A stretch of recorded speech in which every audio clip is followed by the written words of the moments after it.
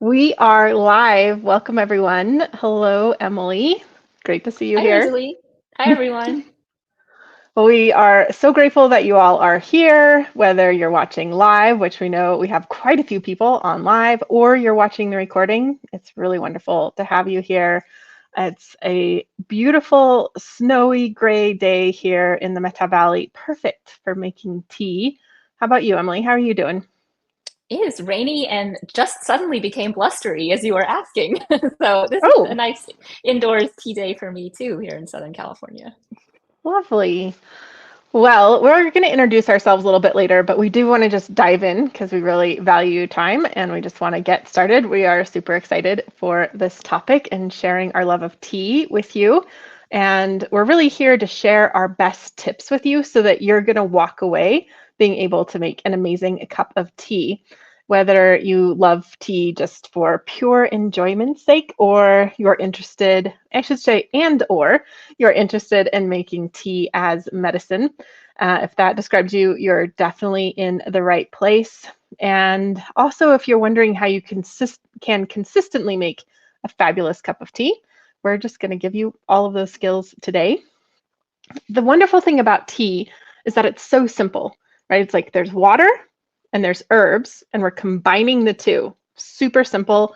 It's one of the most accessible ways to enjoy herbal medicine. It's one of the most affordable, and typically we often have our access to water and access to herbs. So it's just very super simple. But the cool thing about teas is that they're incredibly versatile. So even though they're super simple to make, they're really versatile. You can make them for, again, as enjoyment, as medicine. We often think of drinking teas, but you can also use teas as a mouthwash for dental health, or you can use it externally on your body to help with muscle aches and pains or headaches. So there's so many different ways that you can actually work with this basic combination of tea plus water. And today we're going to be teaching you two types of tea, which is really fun to be able to make the two different kinds because you're going to be able to compare the two. And through that process of both making them and comparing them, you're going to be able to see a really big difference for yourself, which is just, I think, going to bring a lot of ahas, which reminds me, definitely pay attention to those ahas today and things just kind of pique your interest because at the end, we're going to ask you about what those are, which is a really fun part of class because we get to see everyone's ahas and the things that jumped out at them. And it's a really great way to review what we've taught so that you can really, remember it. And also when you see someone else's perspective, it can just bring new light on it. So be thinking about that. What are your ahas that you want to share at the end? All right, that's a lot for me. Emily, I'd love to hear from you. Maybe we should introduce ourselves real quick just to tell everyone who we are. Sounds good. Well, hello, everyone. I'm Emily Hahn, and I live in Altadena, California, which is Tongva and Teach land. And I'm a naturalist and an herbalist. And I was really drawn to these things because I love the relationships between plants and people, and especially plants and insects. I'm an avid gardener of native plants as well as herbs, of course, including my family heritage of Vietnamese herb growing. And I really love how we can bring those herbs into our food, which is then becomes our medicine. So how we can integrate these plants into our daily lives through things like tea, and our drinks, and our food. And I co-authored the book Wild Remedies with Rosalie, and also have a couple of books, one called Wild Drinks and Cocktails and another one called Mushroom Hunting. So I'm really excited to be with all of you here today. How about you, Rosalie? Hmm. Beautiful introduction, Emily. I'm in past my second decade of being immersed in the herbal world, and I got led this way because in my early 20s, I was diagnosed with a rare autoimmune disease, and Western science had no answers for me. In fact, they just said it was terminal and good luck. And so I pretty quickly turned to alternative medicine, and a lot of that was herbal in nature. And after 6 months, I was symptom free. And it just was an incredible, huge paradigm shift of seeing how powerful and important herbs are. And I was also immediately felt that I needed to return the gift and help others who might be in a similar situation with chronic illness and not knowing just how incredibly wonderful the plants are. And so I dived into everything herbal, as clinical herbalist, and wrote my first book, and then teamed up with Emily to write Wild Remedies, as Emily said. And Wild Remedies then has given birth to this herbal mentorship, which we call Rooted Medicine Circle, the complete course where we work with people directly for 9 months to help them learn both how to make these powerful, wonderful herbal remedies and also how to connect to the plants in the process. And this is becoming, this feels increasingly important, kind of twofold. One, because there's just so much crap on the internet, sorry, but there's just a lot of misinformation, there's a lot of confusion, and so there's just a lot of really poor ways to make herbal medicines out there, which is my pet peeve, because when you don't make a really fantastic cup of tea, for example, if it's too weak or it's just not the tea for you and then it doesn't work, people walk away thinking herbs don't work. I don't want that. And then the other thing is that nature connection piece is so important.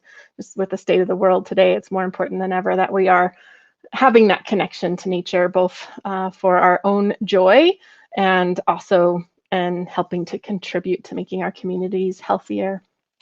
So today is a sneak peek of what it's like to get mentored during your herbal path, so you can make those powerful herbal remedies.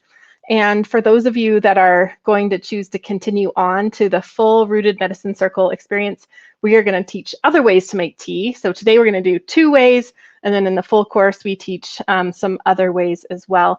And you can visit rootedmedicinecircle.com, which is our enrollment page, so you can see all of the details about the course, so you can choose whether it's something that is calling to you.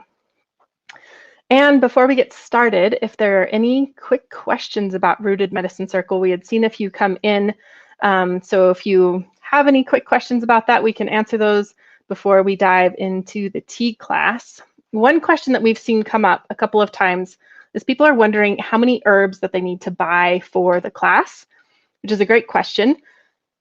It's not a simple answer in that it's very unique to you.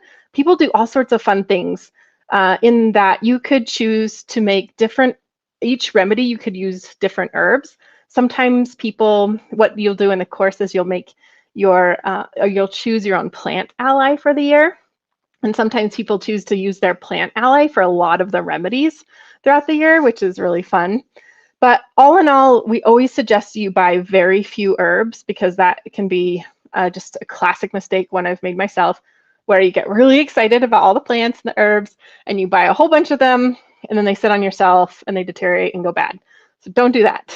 This course isn't about necessarily like buying a bunch of stuff and spending a lot of money needlessly. It's really about just buying in small amounts, having the most potent herbs possible and using them up, because that is something that we love to see in this course, is that we literally get to watch you fill up your kitchen with potent herbal remedies. This isn't a passive class. We really want to see you learn the skills that you need to do. Do you see any questions come in? We did have a question come in on the Facebook group for this mini course, and someone asked if the full Rooted Medicine Circle class would include information on choosing and growing herbs. So I know that's definitely something that lots of people are interested in. And for the first time this year, we have a special bonus. Rosalie and I are going to be teaching a class all about getting started with herbal gardening. So, whether you've got a backyard or a balcony or windowsill, whatever space that you have, we really want to help you get started with confidently growing your own herbs. So we do have that.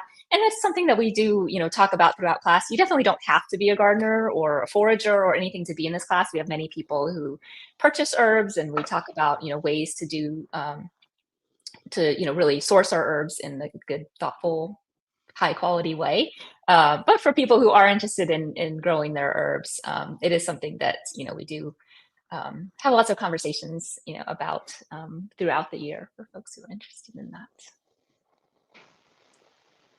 Fabulous. Yeah, I'm very excited about the Grow course this year. And we want to, not only will we get to see people's kitchens fill up with herbal medicines, we can watch their containers or their backyards fill up with herbs too. So that's pretty exciting. And I think that's all I see for questions right now about Rooted Medicine Circle. If you are here with us live, please put in your questions in the chat. If you have questions about Rooted Medicine Circle, the course, as well as about teas, please put them in there and we'll be answering them periodically throughout today. Perfect. So earlier this week, we shared a webinar, which I know many of you have already seen, on how to avoid common herbal pitfalls. So we had 7 pitfalls, which folks were telling us that many of them resonated with them, and there were a couple in particular that really stood out. One of the pitfalls was piecing together tidbits of herbal facts from random sources online. So kind of that confusion and that overwhelm as you're trying to pull all these things from websites or from social media, and all these things as you're trying to learn about herbs can be very overwhelming. And the second one, related to that in many cases, is getting so caught up in that confusion and overwhelm that you don't even begin. So you just kind of get paralyzed and not even start your herbal learning and your herbal medicine making. So I think what our goal for today is really to give you clear information, solid information that's based on both of our experience. We were talking about it and realized together we have a combined, over 30 years of experience making and teaching herbal medicine, herbal remedies. So we really want to help you cut through that overwhelm, and while also having a fun time making tea, and so that you can really walk away thinking like, I've got this, like I'm not confused, I'm not overwhelmed. There was another pitfall that we talked about in that webinar, which is relying on passive learning, just buying your herbs, your herbal remedies, reading books, and all of that can be great, of course, but you could really learn so much more deeply when you are getting the hands-on experience. You're really like connecting to the plants, you're actually making your own medicine for yourself, for your loved ones. And so we're really hoping in today's class, that you're not just like passively, absorbing facts from us, just to store them away in your brain, that you'll really get that hands-on experience and those skills that you can use today and for the rest of your life. So if you're making the tea along with us, that's wonderful in the moment. It's also okay if you are not making it, right this moment. You can make, we'll be sharing the recipes, you can make them later. But it would be great if, if you commit to making them within the next 24 hours, like just really just get in there and do it. And you'll find that having that process of making the tea and really understanding these 2 different teas that we're making, and that's really gonna show you so much more than just us telling you or just reading it in a book. So yeah, we really hope this will be a fun and interactive time together. Yes, and I love that it's interactive. That's one of the most fun things, is that we're live here with you. And how we like to do the live classes, just to make it easier for you to follow along, is that we're going to demonstrate how to make the teas in just kind of a, through the whole process, step by step, in a fluid way. And if you have questions that come up while we're making them, please jot them down in the chat so that they're there and we see them. But we will just kind of make the whole process and not just stop constantly to answer questions, just again, so it's more fluid for you. But our goal, and something we love doing, whether it's here or in future classes, is to answer all the questions. So write those down. We have Karen, our student coordinator, in the background, and she's going to be writing down those questions for us, so they're all in there. And we'll keep asking, if somehow we miss your question, we'll ask for it again. So yeah, no worries. Your questions are definitely going to get answered. We'll just give you like the from start to finish how-to tutorial, and then we'll break for the questions. Yeah, so let's dive into making tea. And maybe we should start with like, what is a tea? Then there's some like semantics too, because we have like teas and we have infusions. What's the difference between the 2? And basically, those are the same thing: a tea and an infusion. Same process, different words. And essentially what we're doing is we're using water to coax out all the goodies from the plants. And so it's through the intermingling of those, or saying like, it's like the water talking to the plants and saying, hey, come with me, and pulling those things out into the water. And then we typically strain off the plants once they're through steeping and through that coaxing out process. And then often we drink the water. As I mentioned, there's all sorts of things we can do though with mouthwash or topical applications and on, which is so cool. I love just the versatility of what water can do for us with the tea. There's essentially 3 basic ways to make a tea. You can make a tea with hot water. You can make a tea with cold water. It's called a cold infusion. Or you can simmer the herbs for an extended period of time. And there are particular times when you want to do one of those versus the other. So for example, steeping with hot water, which is what we're going to do today. Typically we steep with simply hot water, not simmering it, just steeping it, when there are leaves, flowers, and oftentimes things that are aromatic as well. We tend to simmer when things are harder in nature, so we tend to simmer barks, roots, seeds, dried berries can be another thing that we might simmer. And then cold infusions, which we're not going over today, are when we often want to just pull out mucilage. And so it's kind of a different technique for another situation. And of course, we'll cover the decoctions. The simmering is what a decoction is when you simmer, and the cold infusions later in the course. And today we'll be focusing on those hot infusions.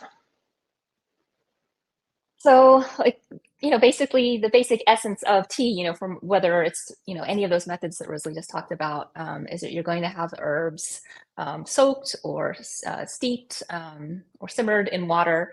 But there are so many different variations, like how much herbs to use, how much water to use, the temperature of the water, how long you steep it for. So we'll be talking about some of those different facets today, and then you'll see that in action during the tea making. And when you're basically, the method that you choose is going to be based on the outcome that you intend for your tea. So you can have tea for many different types of situations. Do you want to make an enjoyable cup of tea that you just enjoy, yourself or with friends? Or you might want to make a really potent brew that has some really specific healing or medicinal outcomes. You want to think about, the tea, whether the tea is something that people actually want to drink. So we'll be experiencing some different ways today that you can make the teas and, to tailor them to these different outcomes that you might want. And one of the most common questions that we get is, when you're making a tea, should you use dried herbs or fresh herbs? And sometimes people are surprised to know that dried herbs are typically the best in this situation. Not all the time. There are exceptions and like times when you want to make different types of teas with fresh, but in general, dried plants are better. And that's because when a plant is dried, the cell walls of the plant break open, and it's easier for the water to coax out all of those herbal goodies into the water itself. So dried herbs are often the best thing for making a hot tea.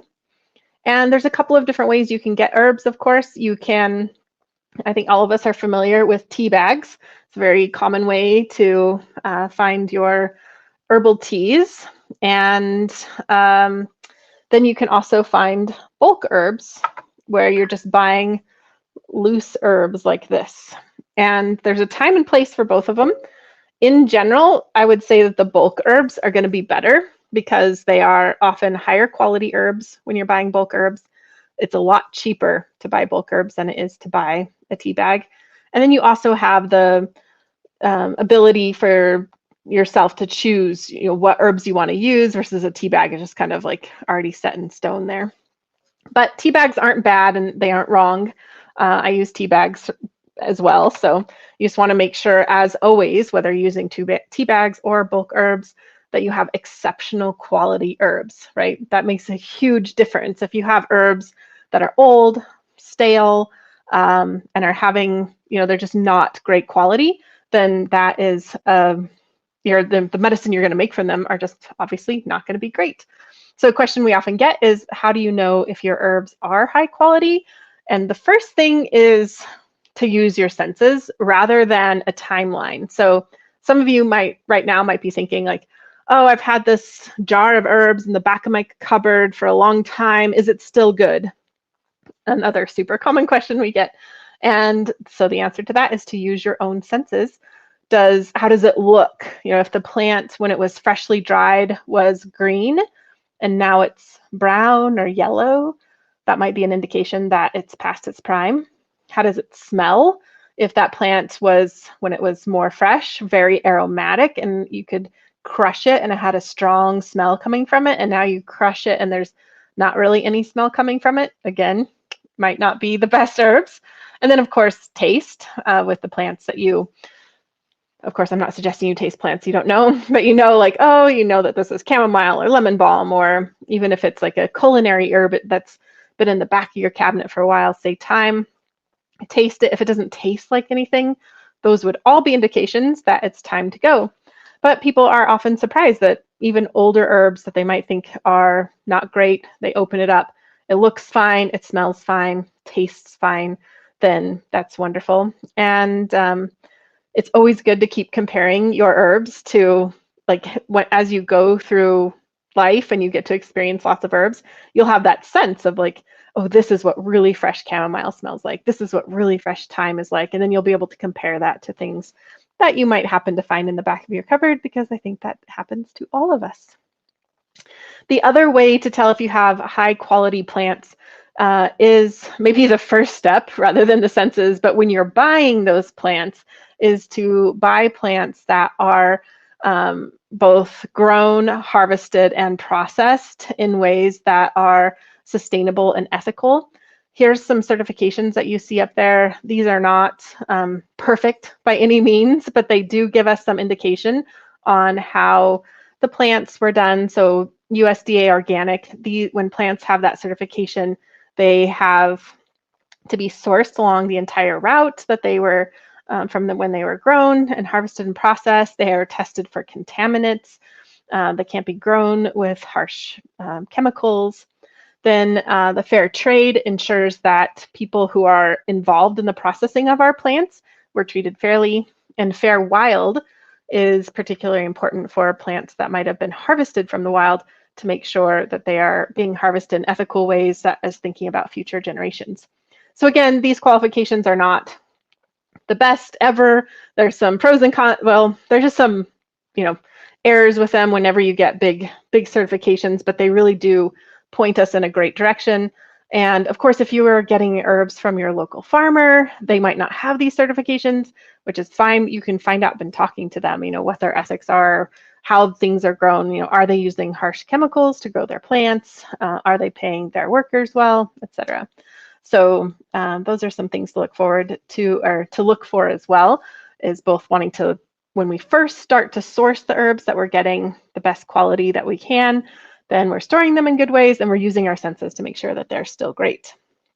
If you, for today, let's say you found, you're like, oh, I have some chamomile, and now you're touching it and smelling it and looking at it, and you're like, this isn't the best. That's okay. For today's purposes, we're going to use whatever you have on hand, and you'll have the opportunity to freshen up your herbal supply as well. So another question that often comes up is how much herbs to use in a tea.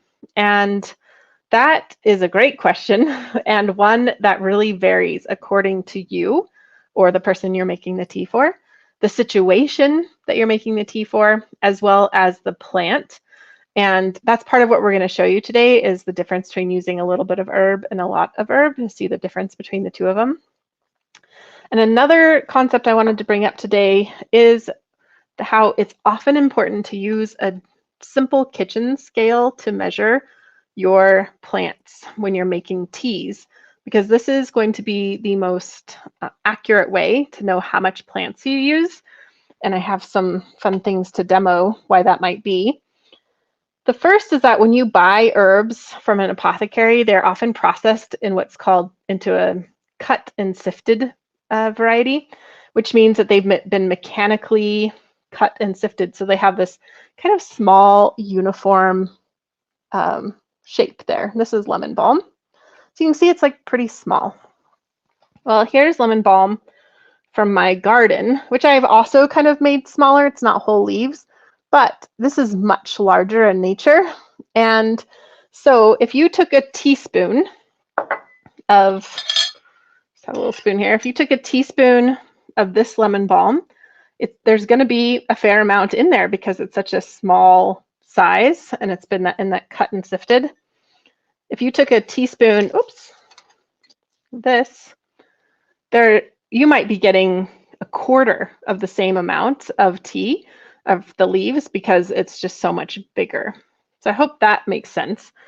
And that is something, how much tea or how much leaves you use is a really big deal. Sometimes I was talking about how there's like a lot of misinformation out there about teas. One piece of misinformation I see a lot is people say on their websites or whatever, they'll say, oh, the dosage for lemon balm tea is 1 cup 3 times a day. It's like, well, they're talking about the water, right? 1 cup, like 1 cup of tea. But that doesn't mean anything, right? Because you could have, is that 1 cup of tea made with a teaspoon of lemon balm, or is it made with a half cup of lemon balm? That's a very big difference. So it's really important to know exactly how much you're using. I think it's always important. I always use my scale. And I also think it's especially important when you're starting out. So you really get an idea and understand that you're using enough, because I would say one of the #1 mistakes people do in making tea is they're using way too little herbs. Which is not to say that you always have to use a ton of herbs. We're going to talk about that. There's different cases, but you want to be sure of that. You know what you're doing. Another situation with measuring is that herbs come like in all sorts of really cool shapes and sizes. This is slices of reishi mushroom, and this is often how it's typically sold. And so if a recipe called for a teaspoon of reishi mushroom, which would be way too little, and I would question that recipe, but just for purpose sake, it's very hard to measure a teaspoon of reishi mushroom, right? Like it just doesn't quite work. And that's the same for all sorts of barks and roots, etc. But what you can do is if you're measuring by weight and say that the recipe was calling for 9 grams of reishi mushroom, you can actually weigh that on your scale and see what that actually means. And then I know that when, the 9 grams of reishi in my kitchen is going to look like the 9 grams of reishi in your kitchen, whereas like who knows what a teaspoon of reishi in my kitchen looks like versus your kitchen. So that is something I highly recommend, is having just a super basic kitchen scale. I bought this one like 15 years ago for $10 and it's still serving me really well. So it's not an expensive piece of equipment, but it's one that I use almost daily. Yeah, I think that's enough about the herbs. Let's talk about the other part of teas. Yeah, well, there's, of course, rightfully so, there's a lot of focus on the plants in our tea, but in this 2-ingredient preparation, we also really want to think about the water that we're making our teas with. So you could just take a moment, just to have gratitude for water. Water is so vital for all life on Earth. It makes up 75 or 70% of the mass on Earth, and similar within our own bodies. So so water is so important to life on Earth and, of course, to our teas. Water can extract many different constituents from the plants, including vitamins, minerals, polysaccharides, as well as the volatile oils, which are the aromatics in our herbs. And so you might be wondering, well, there's lots of different types of water out there. What kind of water can I use? Well, different types of water have different extraction abilities. So, for example, if you have distilled water, all of the minerals have been removed from the water. So we kind of think of that water as like empty or hungry. And because it's not filled with like other minerals and things, it can extract the most from the plants. That said, you could definitely, still use like a spring water, rainwater, soft water. Those are not as empty as the distilled water, but they're still totally fine to use. Hard water, which is filled with minerals, is not necessarily ideal, but it's also totally fine. I know that Rosalie, for example, lived with hard water for many years, and I think made lots of very fine teas with that. So really, those are kind of your ideal scenarios, but choose the best option for you. It's whatever you have access to, whether it's your tap water or filtered water, or if, for safety reasons, you need to be using bottled water. It's better just to use what you have access to and get started. So not to be, you know, paralyzed by whether you have the right water or not. Just get started and make some tea today. And as far as how much water we want to use, so like Rosalie was just talking about measuring the herbs and how really important it is to measure the amount of plant material.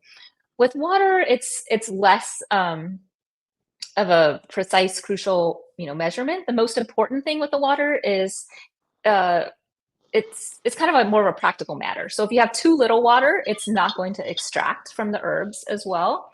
If you use too much water, then it might just be a whole lot to drink. So we just kind of we settle on what seems like a good amount to extract and a good amount to drink.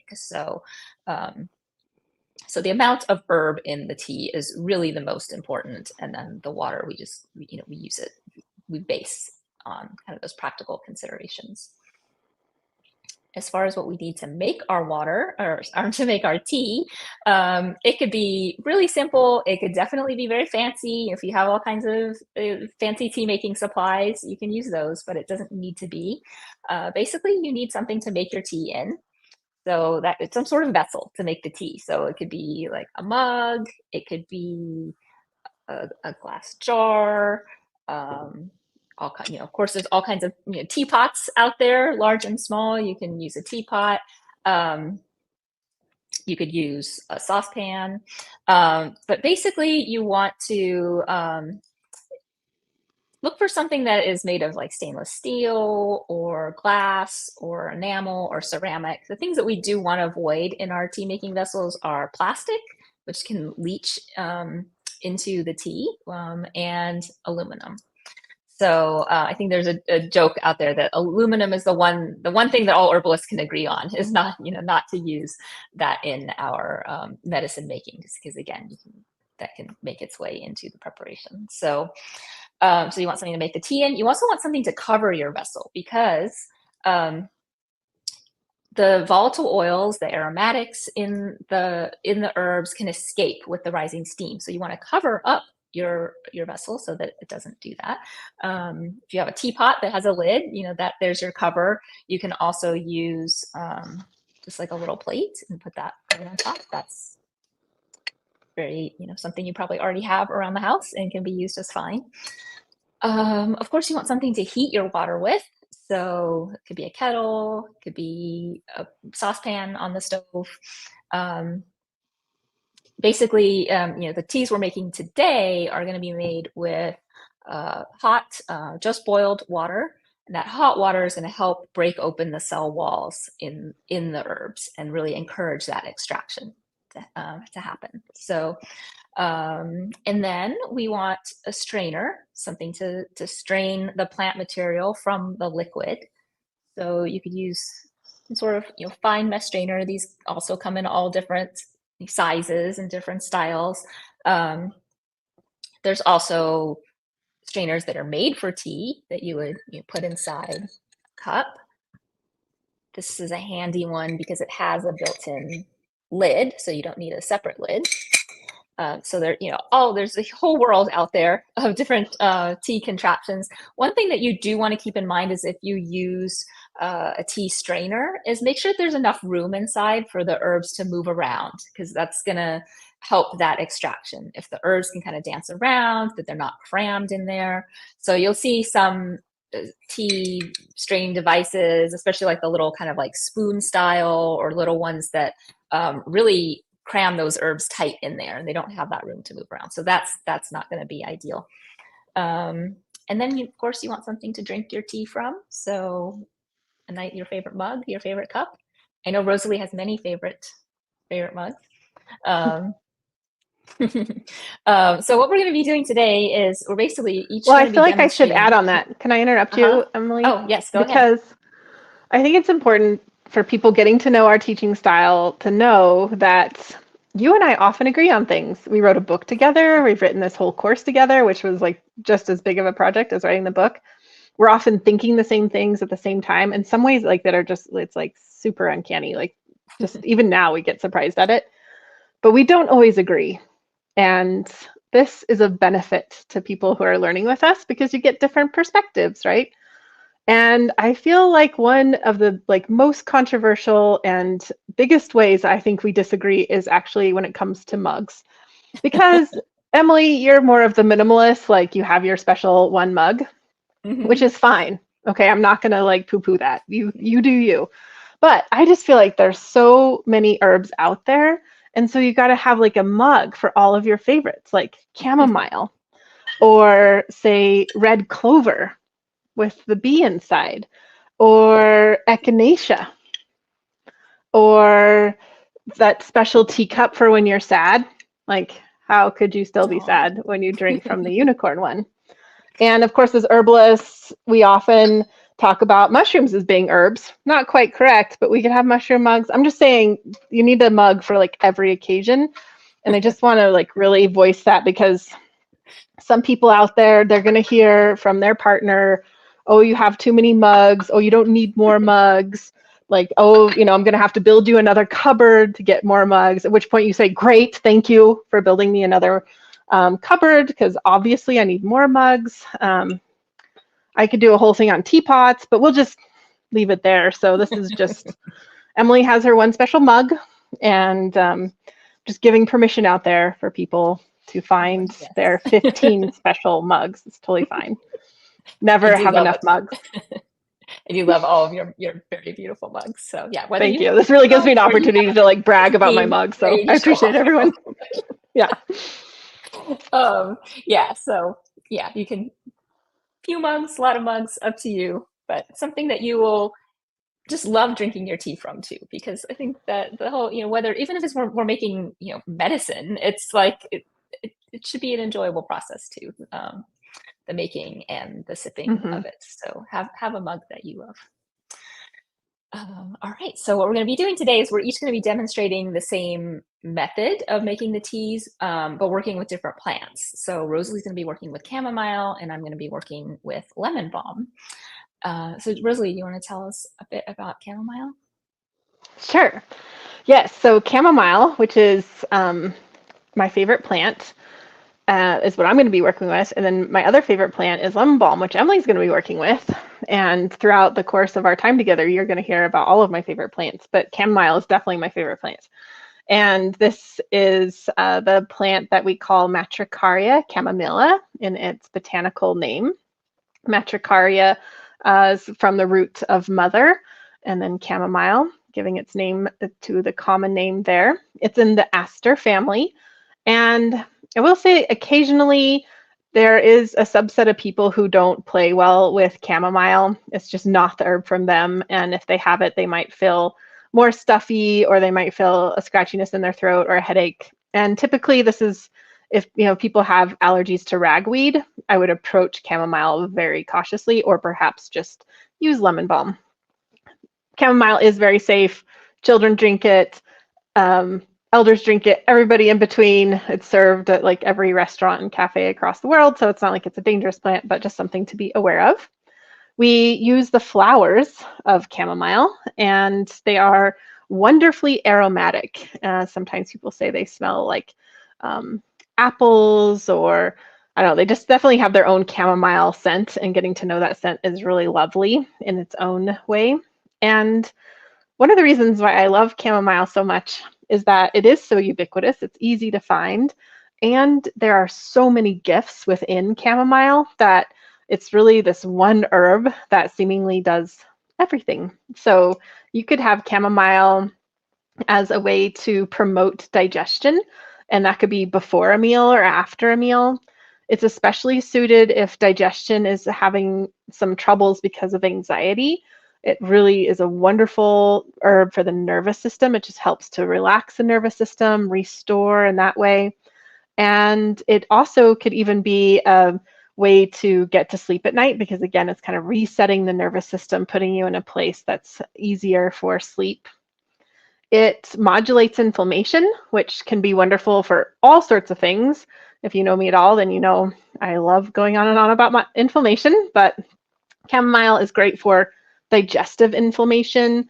It's wonderful for skin inflammation. If there's pain in the body due to inflammation, chamomile can be really wonderful for that. It's a fabulous herb for colds and the flu. One of my favorite ways to work with chamomile is when someone has a fever and they're whiny. Like, you know what that's like. Maybe you've been whiny or you've been around somebody who's been whiny. I've been whiny plenty of times when I have a fever because everything just is so achy and they're just, oh, and it just doesn't feel good. Like that is a perfect indication for chamomile, especially if there's a headache and aches and pains. And you make tea in a very particular way, which we're going to show in just a bit. And that is one of the best fever remedies that I know of. And what's wonderful about it is that it's not suppressing your fever, suppressing your immune system in any way. It's just helping your body relax, and it's helping that uncomfortable situation that's making you whiny a lot easier to bear. I also love chamomile a lot for the skin. It can be wonderful topically on the skin. It can be used for headaches on the skin, like a tea on the skin. It makes a wonderful bath herb. I've used it to help with restless legs, cramped muscles, like spasmed muscles. It's wonderful for menstrual cramps. I mean, you just go on and on and on and on with chamomile. So lots of gifts there. And I love to grow chamomile in my garden. It's really wonderful, easy to get established. Such a fun plant to just view out in the garden. Has those wonderful aromatics that you can smell every time you go by. And in my garden, there's skippers, which are this kind of moth-like creature with this really long proboscis, looks like a butterfly. And they just go nuts for the chamomile in my garden. It'll just cover it, and it's just so beautiful. And yeah, so it's just a beautiful, beautiful plant to see out in the garden as well. How about lemon balm, Emily? Oh, lemon balm. So I brought a few little sprigs. Ran out in the rain right before class to bring in some lemon balm from the garden. We'll be Oh working my with gosh, dried Emily. lemon balm. I I have know like a it's not. foot of snow out there, so I thanks for know. rubbing that in. Fresh lemon. I didn't even like expect you to bring fresh lemon balm. That's awesome. It's not Also, it's can I not come visit? very abundant this time of year, but there is some nice to have some fresh lemon balm. But so lemon balm is, as I mentioned, a plant that I grow, and is a great plant to grow in containers. You don't even need a lot of garden space. Lemon balm can be known to kind of take over, be very zealous in growing. So it's a wonderful plant to grow in containers. And lemon balm is a member of the mint family and is native to this Southwest Asia, North Africa, and Southern Europe area. And people have been cultivating lemon balm for thousands of years. So it's been a wonderful plant, friend, and medicinal ally to people for a very long time, as well as relationships with insects. And but lemon balm's botanical name is Melissa officinalis, and Melissa in Greek means either just honey or honey bee. And so you will often find many bees around lemon balm, as well as other pollinators, hoverflies, butterflies. So another wonderful garden plant to spend time with. And as the name suggests, lemon balm has a wonderful lemony aroma and flavor. So you could enjoy lemon balm in your drinks, and as well as food and many different medicinal preparations. And in addition to just their wonderful aroma and flavor, their lemon balm has many, many medicinal gifts. The thing I think about most is the calming effect on lemon balm to the nervous system. So lemon balm can help lower stress and anxiety. It's also kind of a gentle, mild sedative, so it can help promote sleep.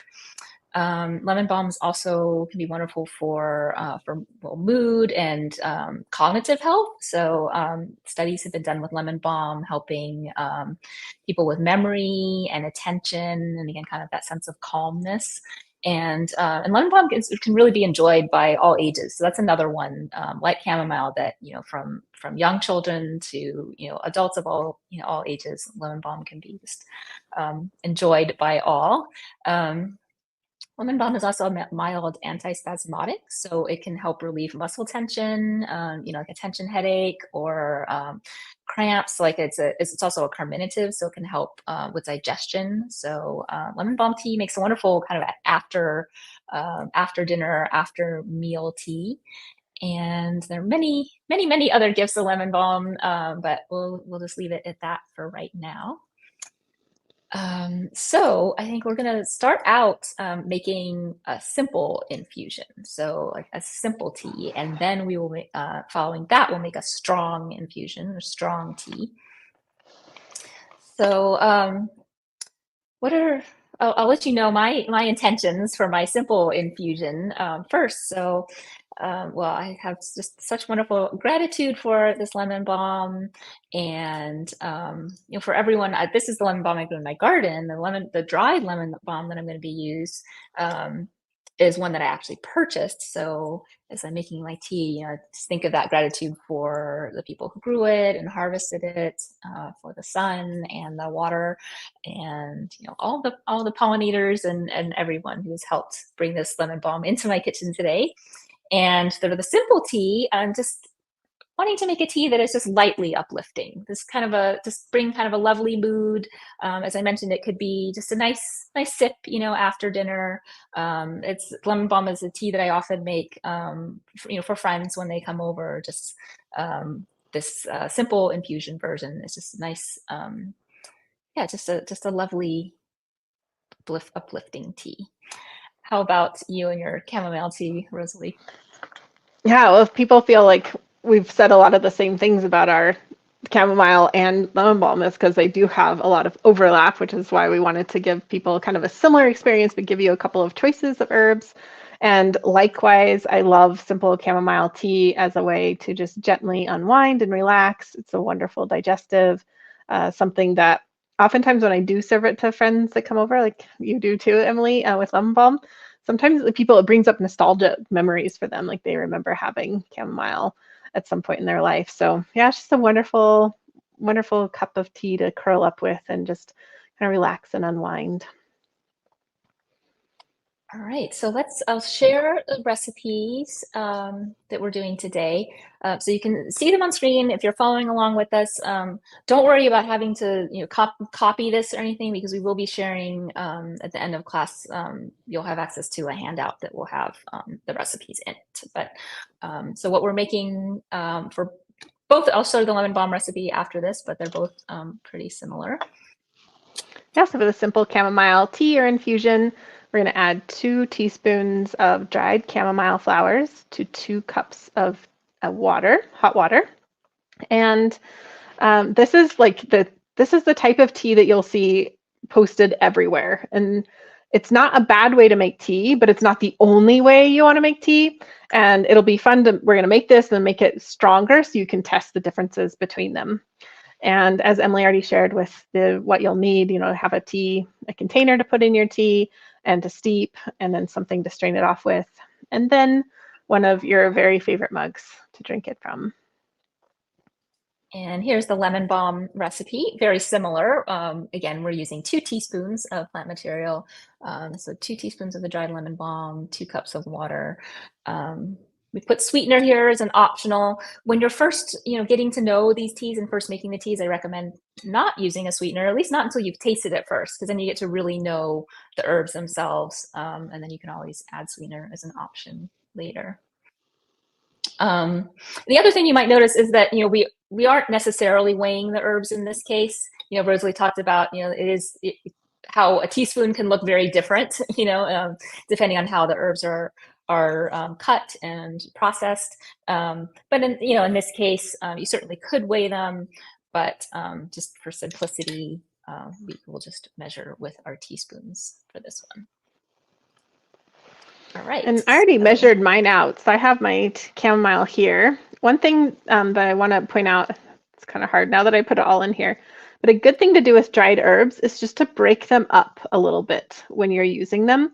It further breaks open those cell walls. The more surface area you have, the easier it is going to be to extract from them. And so you can do this with just your fingers like I'm doing now, You could put them in a little mortar and pestle or a sirabachi, which is like a ceramic bowl, and then just kind of mix them up a little bit with a wooden tool. Or sometimes what I do is I have a little spice grinder and I'll put the tea in there and I'll just do it really quick, like bzz. That's how much you do it. Bzz. You don't want to do it for a long time because it'll turn into powder and then it gets kind of harder to strain, and then you're dealing with a lot of grit in your tea, which I personally don't like. But yeah, it's really nice. And through that process of me, even now I can really smell the chamomile coming up, and it's just another way to connect with the plants that you're making and enjoy the experience there. But it's also very practical, and it's going to help extract the goodness from them as well. Okay, so and I've got these little strainers that I'm just putting into my mug, and so I'm just going to pour the tea into that, or pour the hot water into that. So we're going to add 2 cups, more or less. I measured, and these cups are a little bit less than 2 cups of water, but that's okay. As I mentioned, you know, the amount of water is less crucial. We just want enough to really extract the herbs and be pleasant to drink.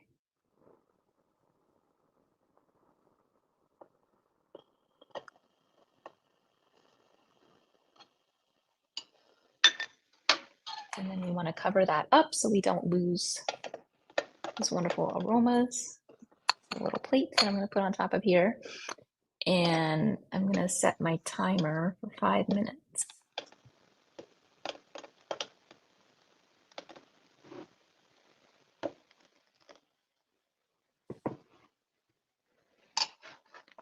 Well, my super cute little glass teapot that I was excited to use so that you could see the colors isn't working.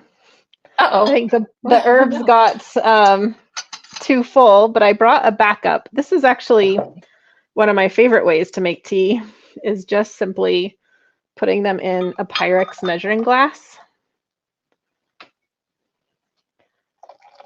Because it's so super simple.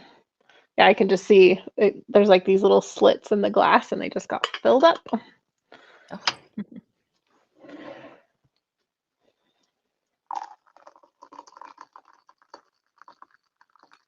All right. So this is actually a way, as I said, that I like to make teas.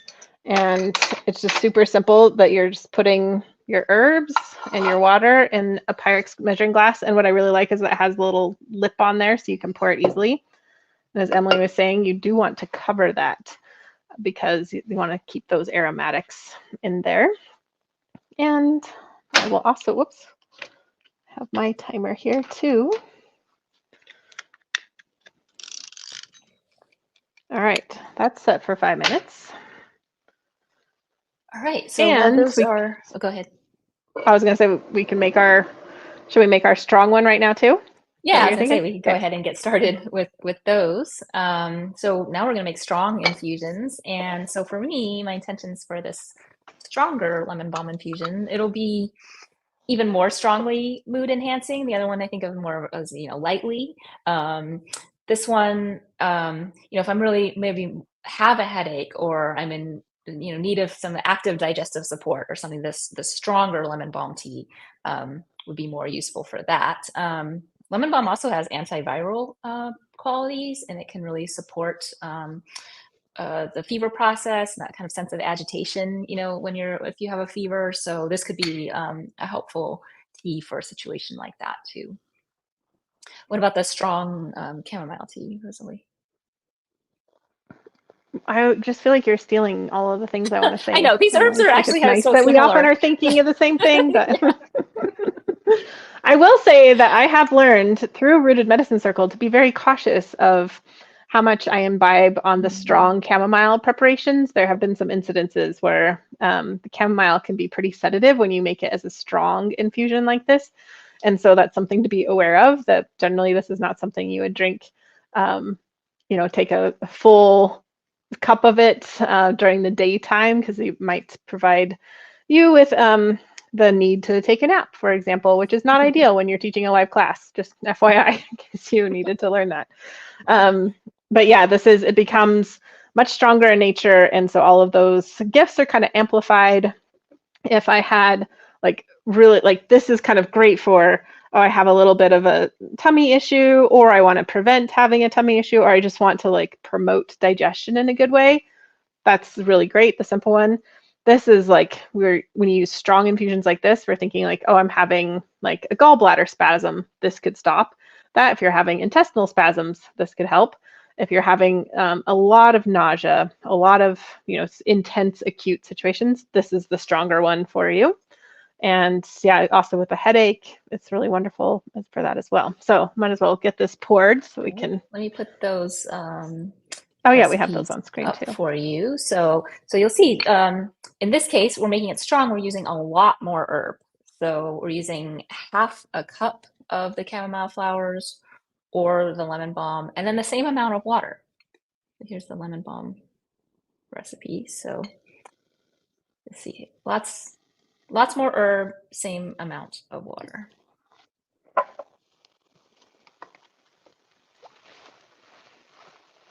Oh, it's so pretty. Okay, so last year Emily had clear glasses to infuse her teas in, and I was very jealous, and so I got this one this year because it just looks so beautiful. So this one worked better than the teapot, which is good because I only brought one backup method. So this is something that also happens in Rooted Medicine Circle. Try as you might, not everything always works out perfectly, but sometimes the learning is in like, what do you do when it doesn't work out perfectly? Exactly. How do you fix things?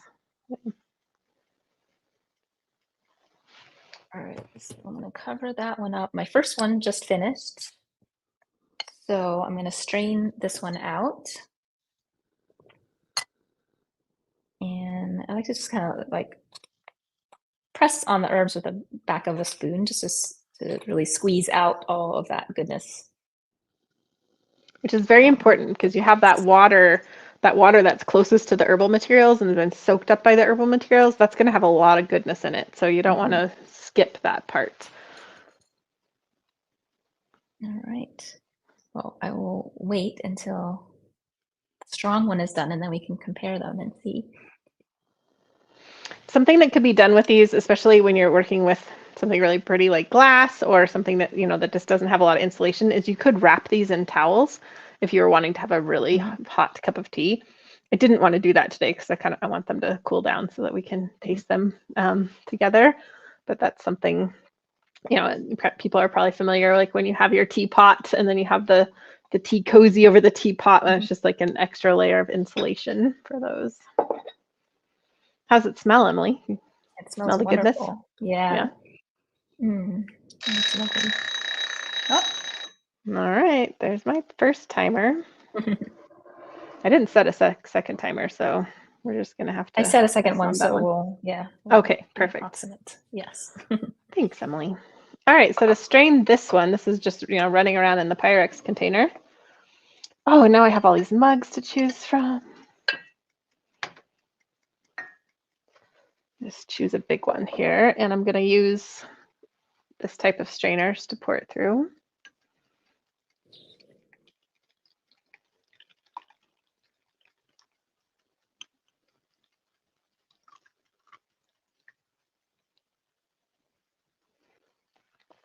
And so again, with this one, I want to use a spoon to squeeze out that last extra bit of goodness. It smells good.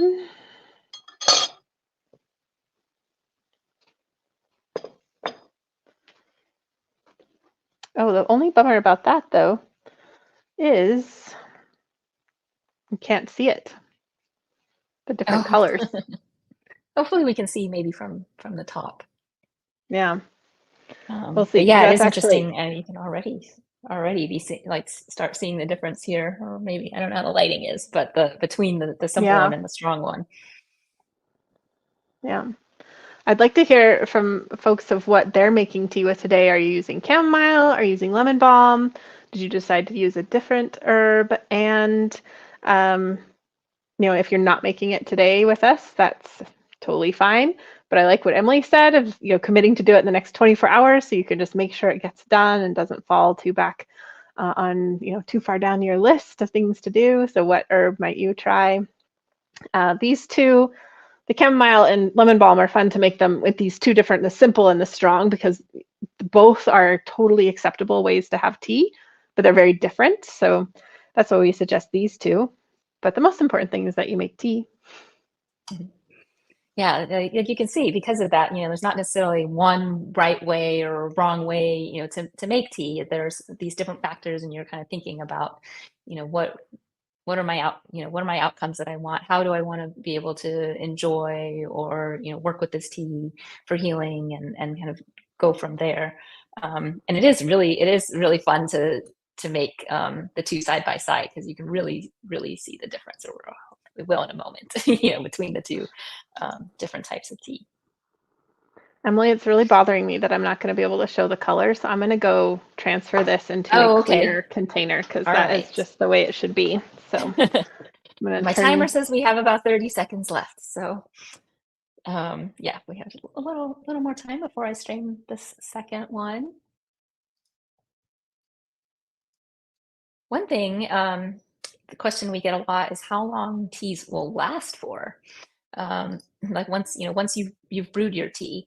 So tea doesn't store particularly well. It can, the constituents in the tea can start to deteriorate. The tea itself can spoil if there's any like bacterial contamination or anything in there. So really, I think the best thing is, tea is done. As I say, the best thing to do is to really make your tea in small amounts and then drink it within 24 hours.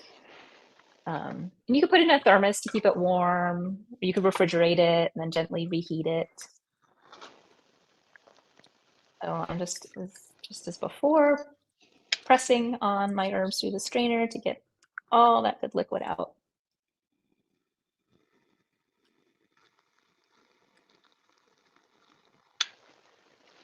Oh wow, you can really, really see the difference. So here is my simple lemon balm tea. It's nice, sunny yellow color. And then here is the strong lemon balm tea. It has much more of that kind of like Yeah. reddish color to it. And the aromas are very different too. Yeah, they're two totally different colors, whereas mine are the same colors. I don't know if it's going to show up that well, but this one Oh is the yeah. simple tea, and Mm-hmm. it's much paler. This is such a like Mm. super yellow. Let's see, put that in the light too. Might be hard to see, but it's very clear to me. And I think those of you making it at home, you'll see that difference as well. Yeah. Yeah, so first step is really that smelling. It's a really Mm-hmm. great way to just see the differences between them, in addition to how they look, of course.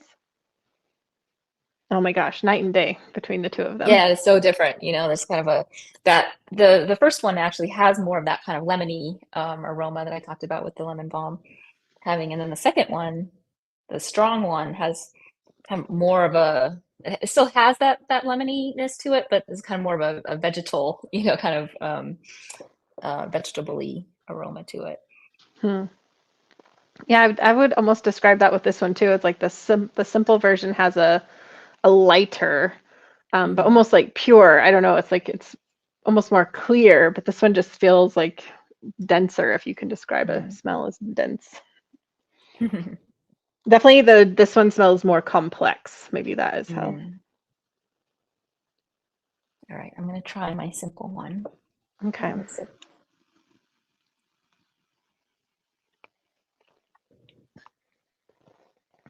Chamomile.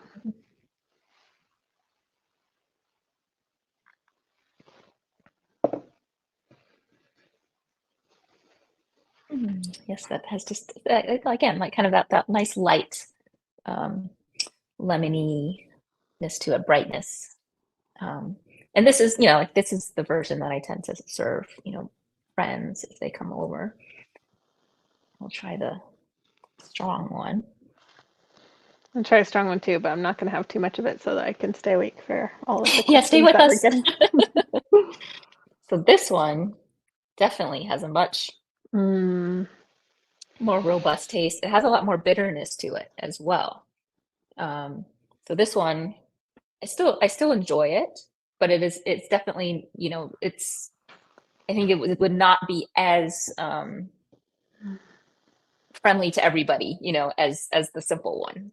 Um, this one is, definitely which is such a great point, has more because of a there's bitterness. that whole like when you want one tea over another.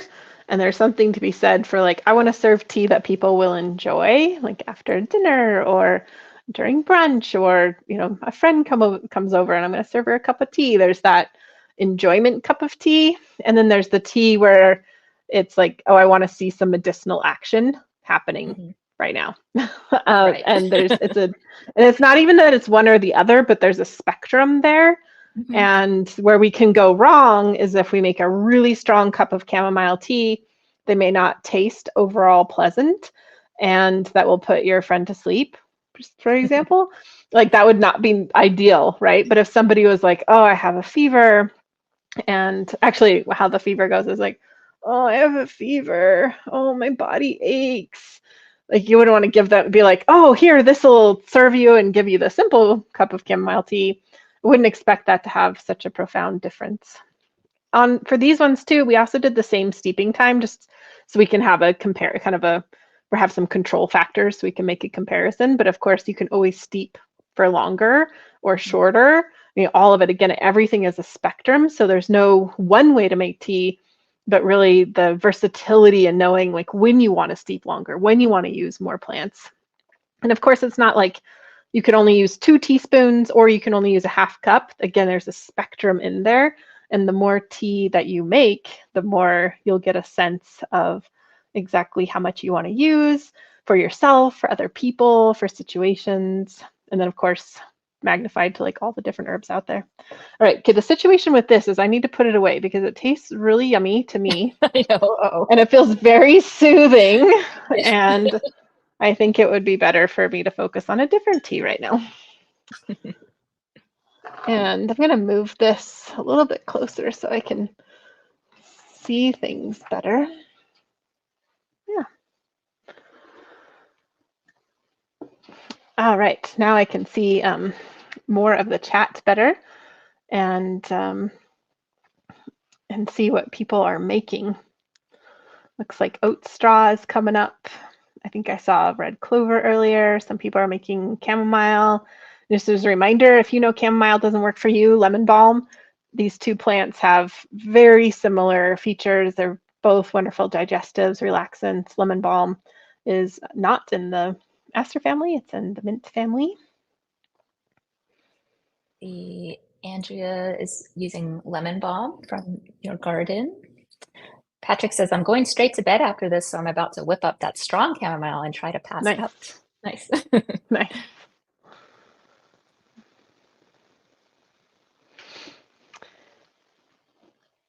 And I'd be curious for people who are trying both, what the differences you might be experiencing are between both of them in taste, in appearance, maybe even effects. Sometimes, effects might come with time, but it'd be interesting to hear the differences that people are experiencing.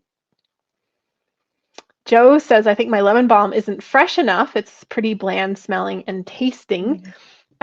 Which, Joe, is awesome that you're able to know that, because too often people are working with herbs that aren't great quality and they don't know it. So the fact that you know it is awesome. And for the rest of your lemon balm, something you can do is you could continue to make strong teas just to kind of get whatever is out of there. But what I really like to do with a lot of my older herbs that are, they still have a little something to them, is I put them into herbal baths, which is something that we go over. We have a whole lesson on herbal baths in Rooted Medicine Circle, but that's a good way, to just kind of get the last juiciness out of them before they get put in the compost. And so I'll wait for some of those comments to come in because I want to hear about what you're experiencing with your teas. And so these are, as we mentioned, 2 different types of tea. We got the simple tea, we got the stronger tea, and as I mentioned, a whole spectrum in between there. And of course, there's more ways to make teas. We can make what's called a strong, nourishing infusion, and that's where we take a mineral rich herb and we use a whole bunch of it and we extract it for 8 hours. There's cold infusions, and we talked about decoctions or simmering plants. So there's lots of different ways, and in Rooted Medicine Circle, we show you how to make one of those, all of them, when to choose one over the other. And then we also go over a lot with external uses of teas, like fomentations and baths, like I mentioned, etc. So lots, it's just kind of like I was saying in the beginning, teas are so simple. It's just water plus herbs, and then they become, from there, those like foundational building blocks. They are just so versatile in so many different ways that you can take them. All right, so I'm guessing that we've got some questions. There are lots of tea questions. Cool. I Let's see see. Andrea says, really loving the strong lemon balm. My nervous system mood needed it. Yeah, so that's how I felt with the chamomile. Like it just felt so good on so many levels, which is fun.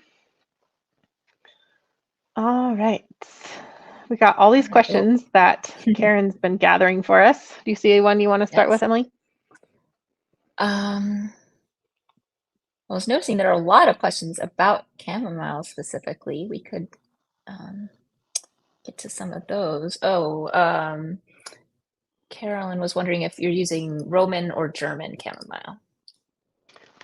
This is German chamomile, which is Matricaria chamomilla is the botanical name on that, which is pretty much the only one that I work with.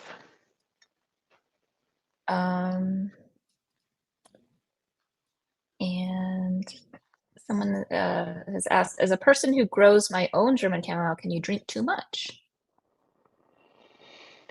Well, as mentioned, if you're teaching a live class and you drink a really strong chamomile tea or soak your hands in a very strong chamomile tea and you go to sleep, that would be too much.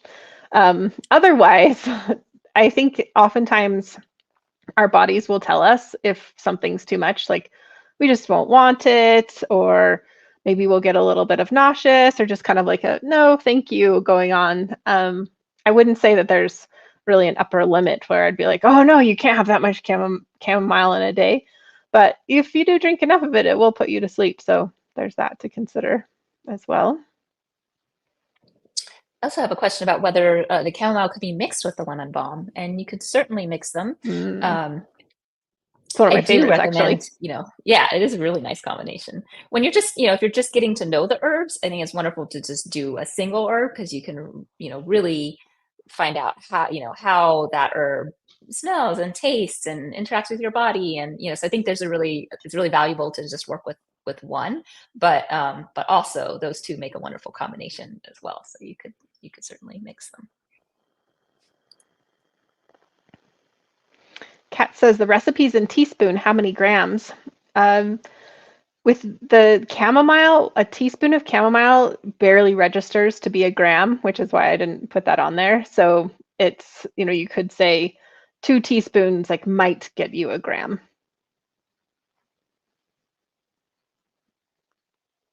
I'm a big fan of using the scale, but sometimes with that like smaller quantity of herbs, unless you have a specialized scale that does less than a gram, it can be hard to get that until you're using a little bit bigger quantities in that way.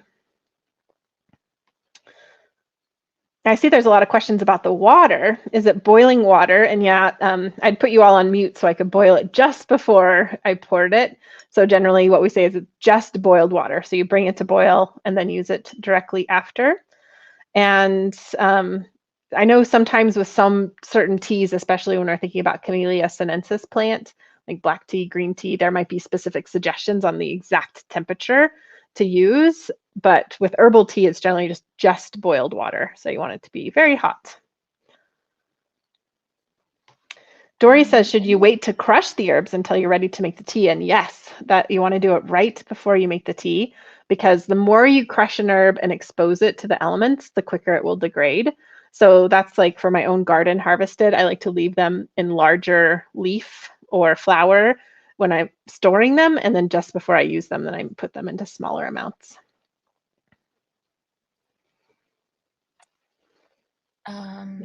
Andrea was asking about how long we steep them for. So each tea was steeped for 5 minutes.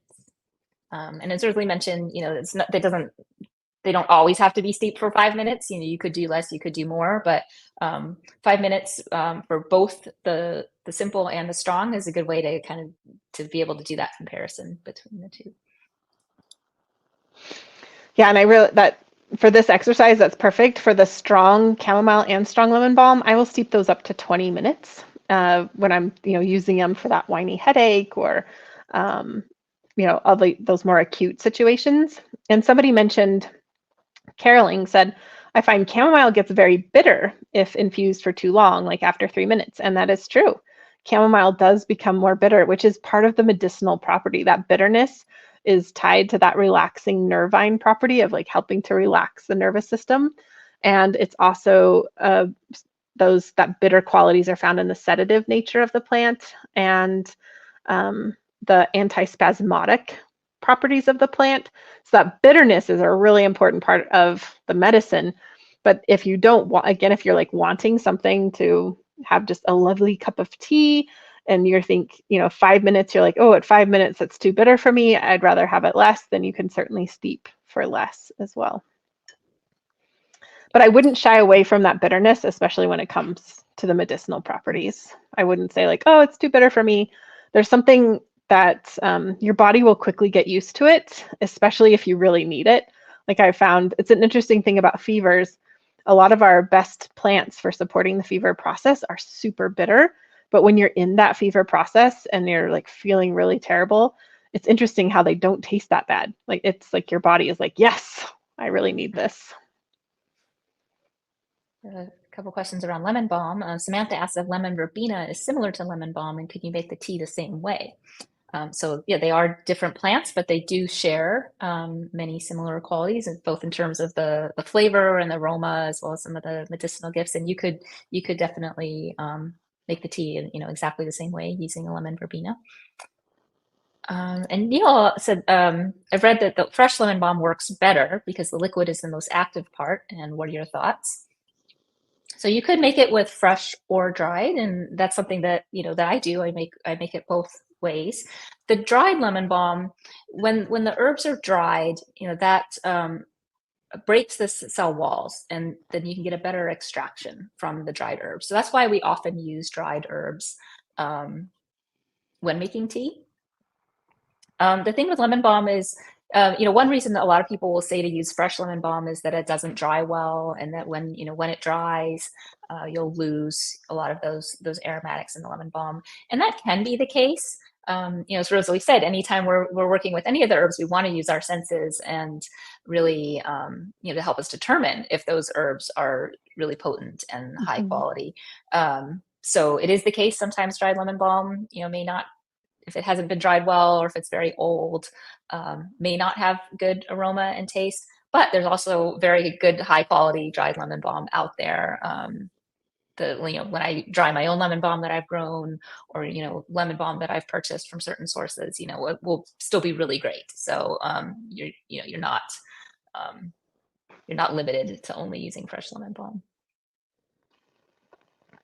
I see a couple of questions coming in about Rooted Medicine Circle, so I'm going to answer a couple of those. One person said that they were feeling bad that the Rooted Medicine Circle mini course is only on Facebook.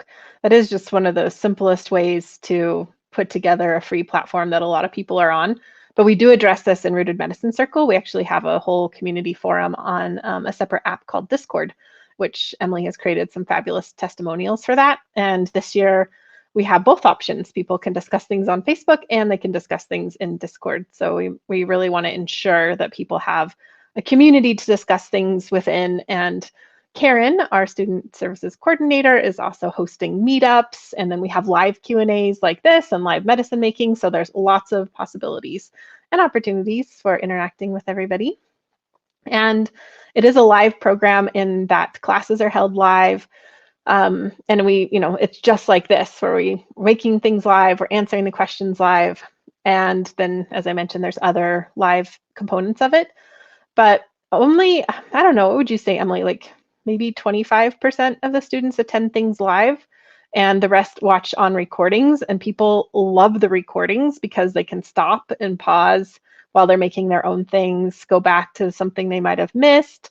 And then you always have the possibility again to come to live Q&As, which are separate, or come to the meetups, or just simply email in your questions too. We are definitely like, our motto is like, no question is unanswered. That being said, we aren't all knowing beings. Like, I have not reached that stage yet, maybe one day. So we do our best to answer our questions. And between 32 years of experience between us, we answer a lot of questions. And sometimes we'll go figure out where to find the answer to your question if we don't happen to know it. But we definitely want to get a lot of that in there. And as we mentioned, we do have we're having a brand new course this year on growing and gardening your own herbs, but that is not a required part of it. We also talk about how to sustainably source your herbs so you can make sure that you have the best herbs possible. And I saw a question earlier about somebody wondering about expired herbs. And herbs don't really expire like on a certain date. It's just kind of like they slowly lose their potency over time, which is what I was discussing with your senses. You know, it's, you got to use your senses to figure out how potent they are. And there's kind of like, you know, the first day that they're dried is going to be their most potent. And if you store them in a glass container that's tight, and so it's not getting exposure to moisture or oxygen, and you store that in a dark place, those plants are going to last for a long time. How long? Again, I can't say because everything's different, but that's when our senses come into it, right? We want to use our senses to see how they go. But in ideal situations, you know, plants can often last a year or more. And then as they, you know, as they start to lose their potency, they're still going to be good, still going to be good. Then they kind of get like iffy, like, oh, they're not quite as good. And as they get towards like this, like, you know, before they become like straw or whatever, that's when we can use them for other purposes, maybe not tea, because we won't be getting that medicinal benefit from them. And somebody was wondering about a replay of this class, and we are going to put this up as a replay, which is just what we do in Rooted Medicine Circle as well, so you have access to the replays. And the last day to register for Rooted Medicine Circle is January 24th at 5 p.m. The reason why we have a cutoff is because it is a live course. And so when you join now, you get access to immediately to orientation week, where we're getting you all set up. And then our first opening circle is January 31st. And then and we start diving in from there. Jamie's wondering if there's any herbs that shouldn't be mixed for tea, and that's a fantastic question. There's nothing dangerous about mixing different herbs, so that, like, a danger component isn't something to be worried about. But as I mentioned, there's different reasons to why you might want to make teas in a different way. Like, we might steep an herb in hot water, steep it in cold water, or simmer it. And generally, there's different plants that are going to be better in one way or another. So for example, we simmer herbs because they tend to be tougher and harder, and so that we have to have the kinetic energy of this prolonged high heat to get the goods out. And so that's our roots and barks and berries and seeds. If you simply steep those, you might not really get the goods out of them, right? They're going to hold on too tightly. They really need that ongoing heat. Likewise, or like on the other hand, if you have a light aromatic plant like chamomile and lemon balm, if you put those on prolonged heat and simmered them, then you're going to lose those aromatics and the plant is going to become bitter, and you're going to be pulling out, you're kind of losing a lot of its medicinal value and pulling out other things we don't necessarily want. So when we're thinking about putting herbs together, we need to think about, like, are these herbs prepared in a similar way? And then there's ways we can get around it. Like if you powder something, then you're opening up those cell walls and creating a lot more surface area. And so the water could pull something out, like say powdered cinnamon, you know, you can pull that out with water, just hot water versus simmering it. But that's kind of like trickier stuff down the line. And Japa says it's, oh, no, you go ahead. I've been talking for a while. So you go. So you had lots of questions about lavender came through the Facebook group. Like how would you make lavender tea from flowers? Could you use flowers or could you use leaves if they're not in bloom? Are there specific lavender plants you use or different varieties? So yeah, this lavender could be wonderful for tea. You can work with the flowers as well as the leaves. One thing with lavender is that it can get quite strong and bitter as well. So that is one where you might want to play with the quantities. Using less of the herb or a shorter steeping time, again, depending on kind of your goals for the tea. So it can be good to experiment with just using a little bit of lavender or steeping it for a very short time and tasting it and see what you think. Again, you could work with flowers, you could work with leaves. There are many different species and cultivars of lavender. I like using just the Angustifolia lavender, but there are lots of different ones that you can experiment with as well. There are some questions about water and chlorine. And if your tap water has chlorine and fluoride added, then you can get home water purifiers of varying kinds that would help remove some of that. So that could be an option for, and I like the option of the home water purifier versus buying bottled water just because of, more ecologically sound and tends to be easier as well. But good idea to avoid those things as well. And I see there's several questions about pineapple weed, Matricaria discoida, sometimes called wild chamomile. And that one is very interchangeable with chamomile. Sometimes it even has a stronger scent, and I do love it. One of the tricky things with wild chamomile or pineapple weed is that it's not really found in commerce, so it's not something you buy, it's something you need to harvest yourself. And I have a hard time finding it in areas where I would want to harvest it because this plant is just so incredible. It loves to grow in like driveways. It loves to grow in like super hard packed dry soils that not a lot of other things grow in, which is cool. But yeah, it's something about the driveways that I really see them in. And I don't really want to be harvesting plants in where like cars are driven. So as long as you have a source of the pineapple weed that's grown in a place where the soil feels healthy, and absolutely, it's a wonderful plant to use, and it's pretty much just similar to chamomile and all of the benefits that we've been mentioning for it. A couple questions about if there are any herbs that you shouldn't mix or that you shouldn't steep together. I just answered that one. Oh, did you? Oh, sorry. I still saw it. I see them still on the list. Okay, go ahead. I think you were probably looking up another question when I was answering that one. All right, sorry about that. Let's see. There's so many great questions here, and Karen's doing a great job of putting those in here for us. Becky is wondering, can the herb leaves be left in the water while drinking? I use a self-filled tea bag and leave my bag of chamomile flowers in it while I drink at night. So it ends up being in the tea maybe 30 minutes. Yeah, you can keep them in the water while drinking. Absolutely. That's not a problem. Yeah, and 30 minutes steeping chamomile is that'll definitely leave you with a very strong tasting and strong bit of chamomile tea. So that's wonderful. Suzanne's wondering how I use chamomile for restless legs as a bath. You certainly could use it as a bath as a preventive. I really like it as an infused oil.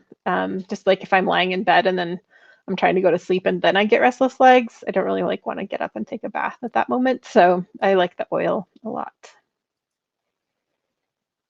Speaking of tea bags, Kat asked if we could talk about tea bags because some are made of plastic, etc.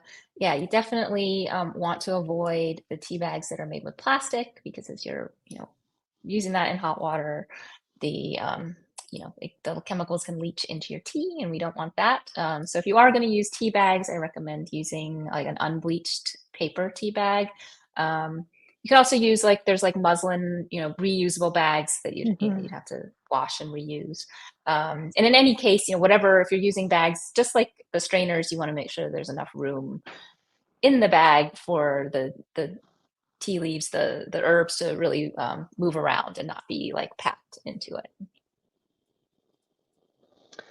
Somebody was wondering about storing herbs in plastic containers, like clean, empty peanut butter jars. I personally prefer storing them in glass. So I often store them in canning jars, which are easy to get your hands on, either new or I don't know that I've ever been to a thrift store where there hasn't been canning jars, and garage sales are often there as well.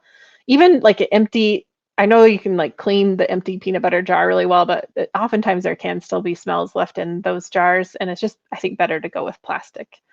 I mean, sorry, better to go with glass and not plastic is my preference on that one.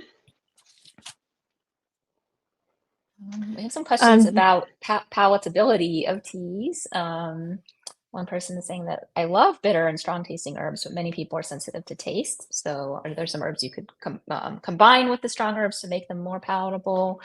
We also had let's see, another person saying that stinging nettle tea tastes nasty to them. So, how could you make it better?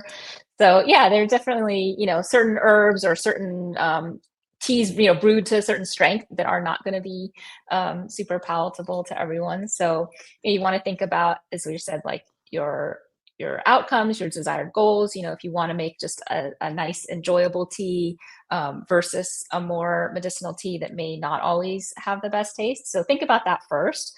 Then there are, there are other herbs you could add to it with the nettle. Sometimes like adding a mint or even like a little bit of salt to the tea can help with palatability. Yeah,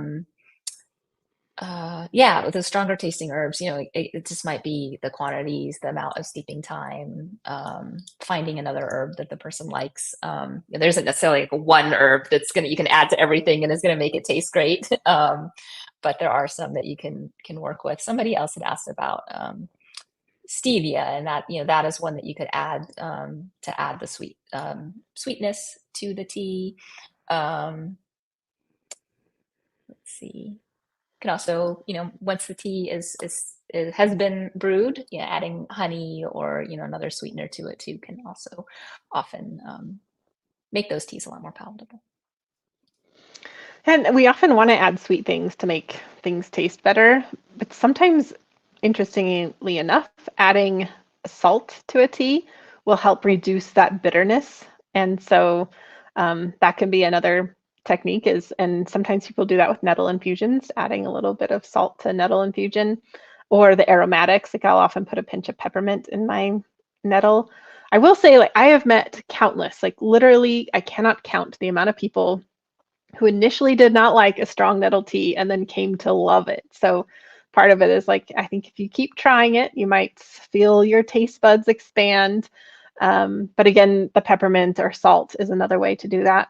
There are some herbs that kind of are general, like just kind of soften a formula, and coriander is one that can help to, again, especially with bitterness. And then one I often use is oat straw. There's just something about oat straw that kind of like adds some body to a tea and also kind of just tempers the taste a little bit. Janelle asked if it's true that if you're making store-bought teas, that the steep time should be closer to 15 to 20 minutes since the herbs may be older.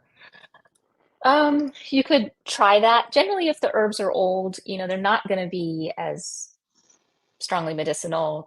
So you might want to use it for another purpose. Like, Rosalie mentioned, sometimes those herbs could be used in a bath or, something like that. They're usually not going to be ideal for making tea. You can certainly experiment and play with different steep times and see what you think, but usually like that's not going to, I guess, fix the issue of the tea being past its prime. Mm-hmm. Let's see, there's so many great questions. We're going to get to all of them. Somebody says, when you're making a tea for a specific effect, the medicinal or otherwise, do you adjust it by the weight size of the person? And how do you know how much to do? If so, great question.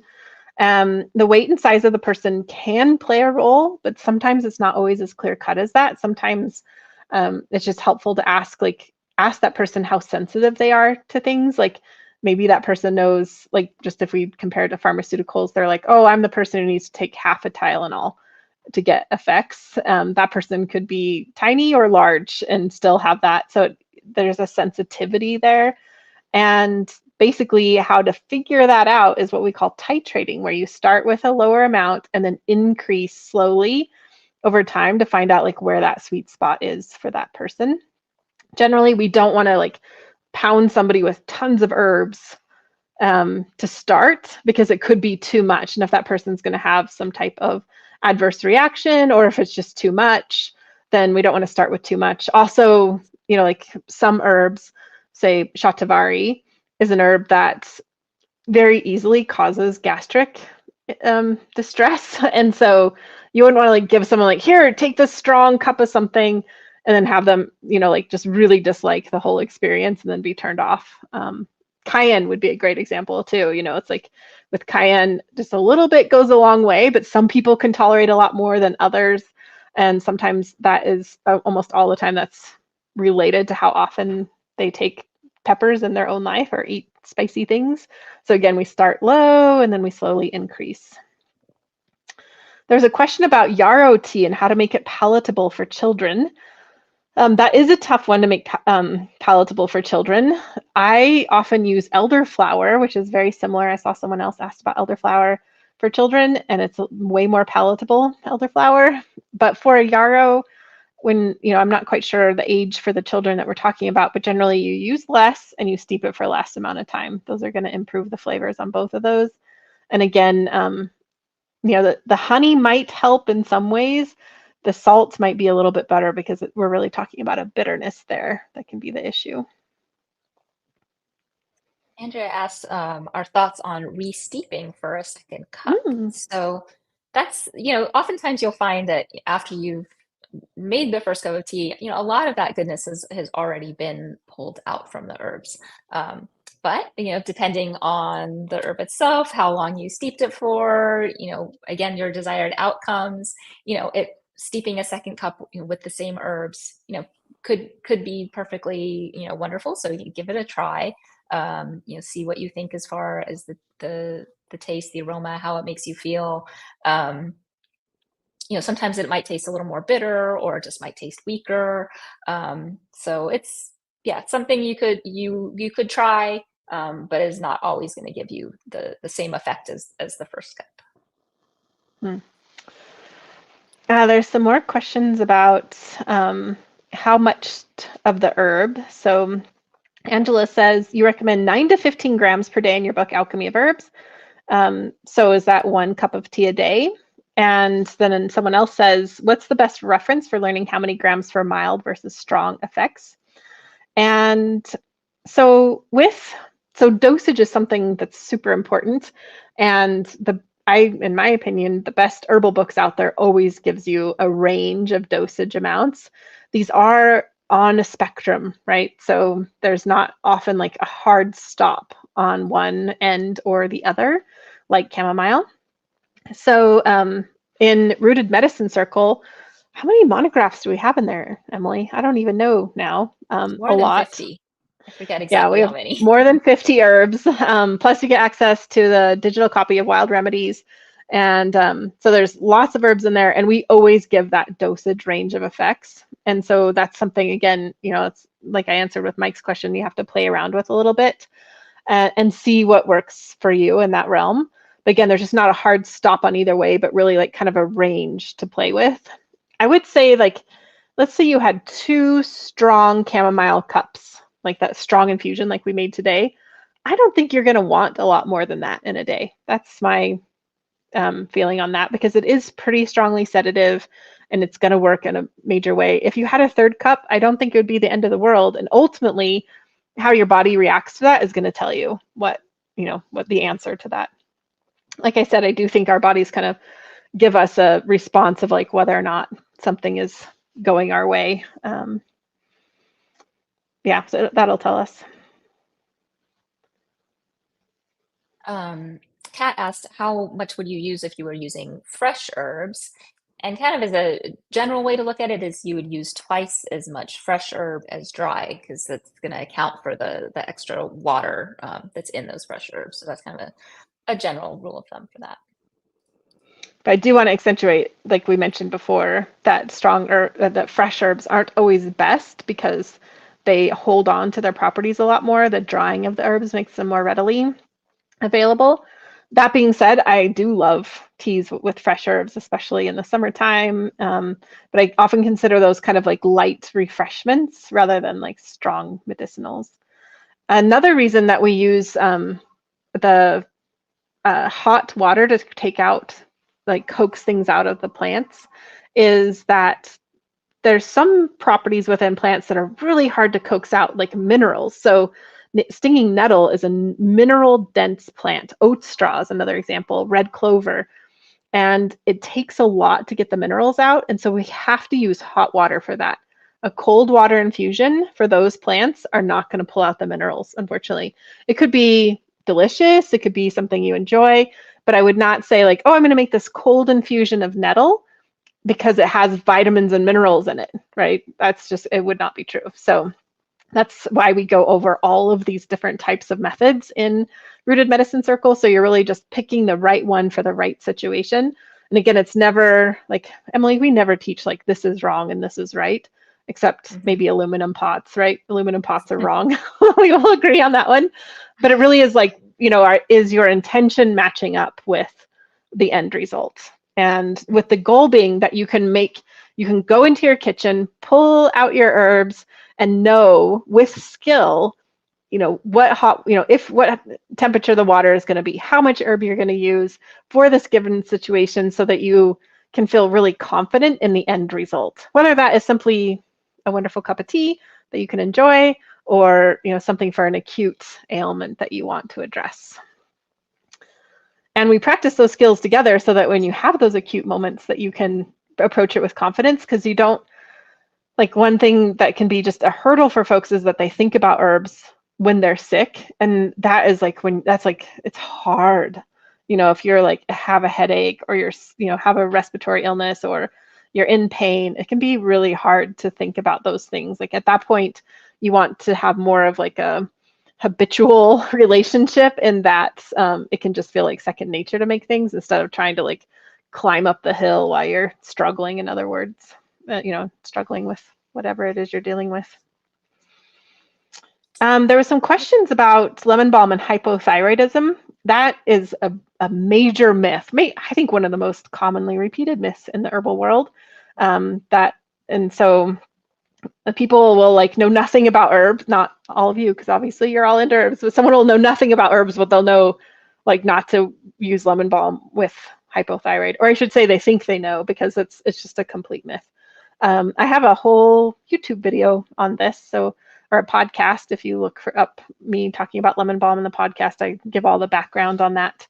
I also just interviewed Dr. Mary Bove. She'll be published in the next month or so, and she also talks about that. So yeah, it's just a commonly repeated myth out there. It's actually one of those great examples of what happens online these days, is people just kind of copy and paste information.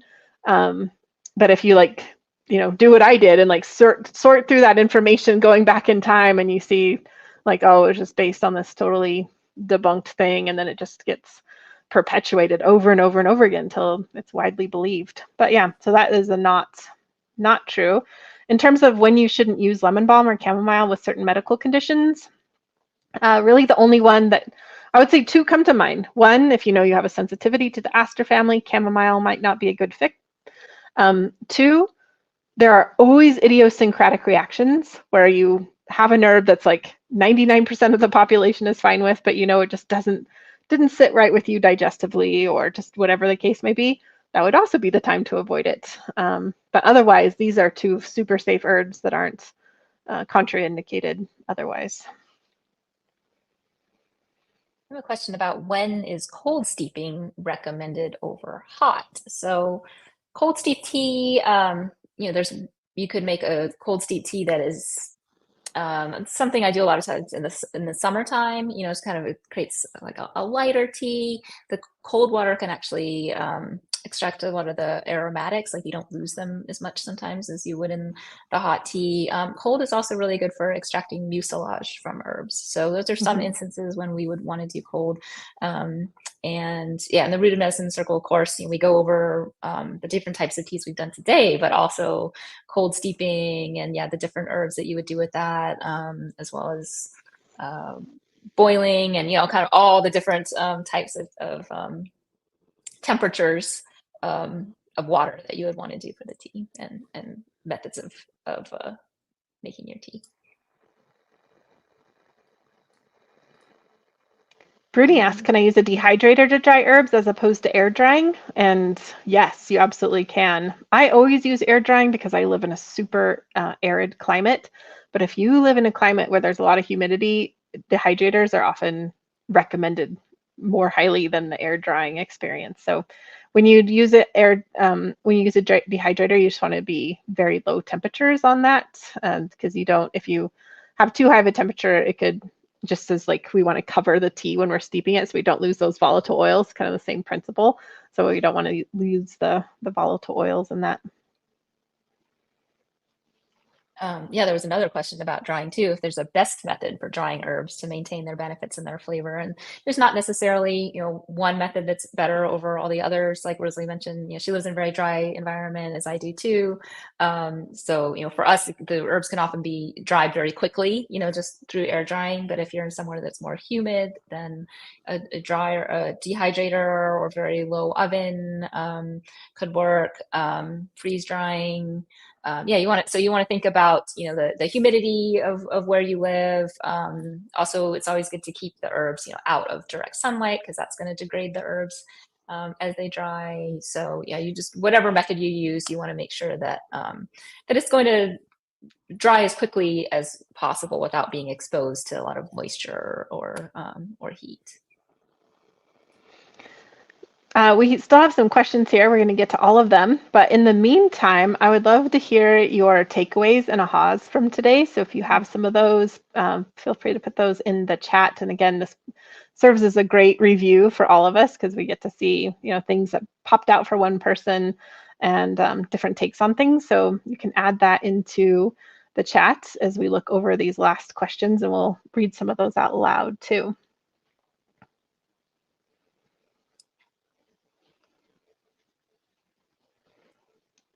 There's a question about Tulsi tea.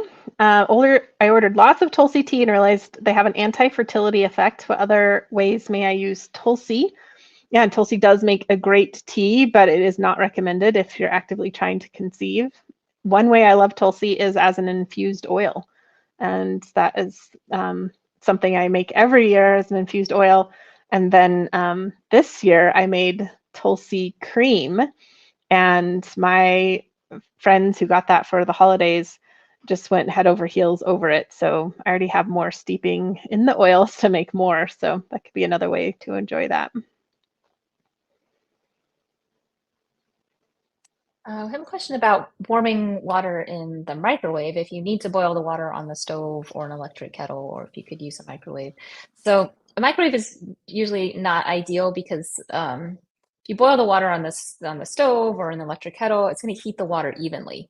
Basically, the way the water the heat circulates, you're going to get an even heating. In the microwave, it can be very uneven, so the water is not going to be consistent throughout. So, use what you have access to. If you're in a place where you don't have a stove or don't have an electric kettle and you do have a microwave, you can certainly heat your water that way. But generally, it's not an ideal way to heat water. See some of the ahas coming in. Mermaid Care, which is a fabulous screen name. Love the exercise. Whoops, already went away. Love the exercise and listening to the experts as I steeped my teas. A joy. Yes, I love to hear that making tea is a joy. My takeaway, Vanita says, is to try and use a bit of salt with bitter teas like nettle to see if it improves the flavor.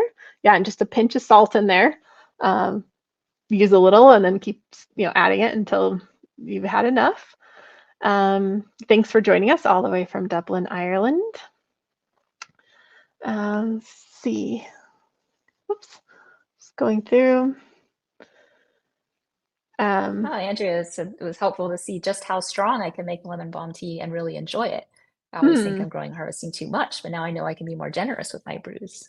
Yeah, that is cool to be able to see the different amounts that you might be able to enjoy. Yeah. Iam's enjoying having the chat and the questions. Mermaid Care is excited for the gardening class. And yes, I can't remember the exact date on it, but it is coming up soon.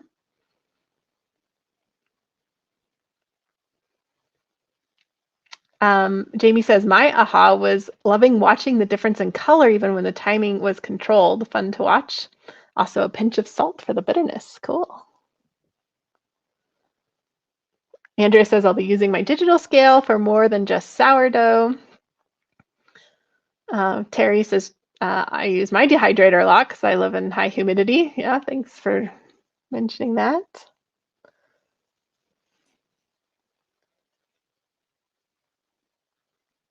And Nancy says, takeaway, follow your instinct. I was planning to use lemon balm today, but for some reason the hibiscus flower was calling out to me. And I always meant to read up on hibiscus, but never did, and it was so delicious. Fun. I love hibiscus too.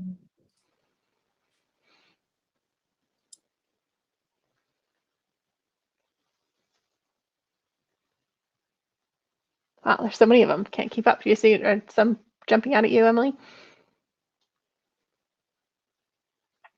Well, Tanya is great to see that you have as many mugs as they do. Love it. I'm going to use some of my older herbs for a bath. Yeah, it's that's a great way to use up some of those herbs that might not be ideal for tea, but could still enjoy them and put them to good use. See, Mermaid Care is experiencing what it's like to have strong chamomile. It slayed me. It's going to be a lazy day. Enjoy your lazy day. Yeah, thanks for the kind words, everybody. Really appreciate that. All right, let's please read more if you see them, Emily. I'll just look at these questions some more. Yeah, we've still got lots of questions. I think we might have mentioned this, but just in case, does adding honey or other sweeteners make the teas less valuable? They do not make them less valuable. I think from like a student perspective, it's always good to taste them without sweetener when you're first trying them, just to get a sense of like, what is this herb? How does it feel in my body? But in terms of just pure enjoyment with teas, it's completely fine. I do prefer honey or other natural-based sweeteners rather than processed sugar cane. That's just kind of my preference on that one.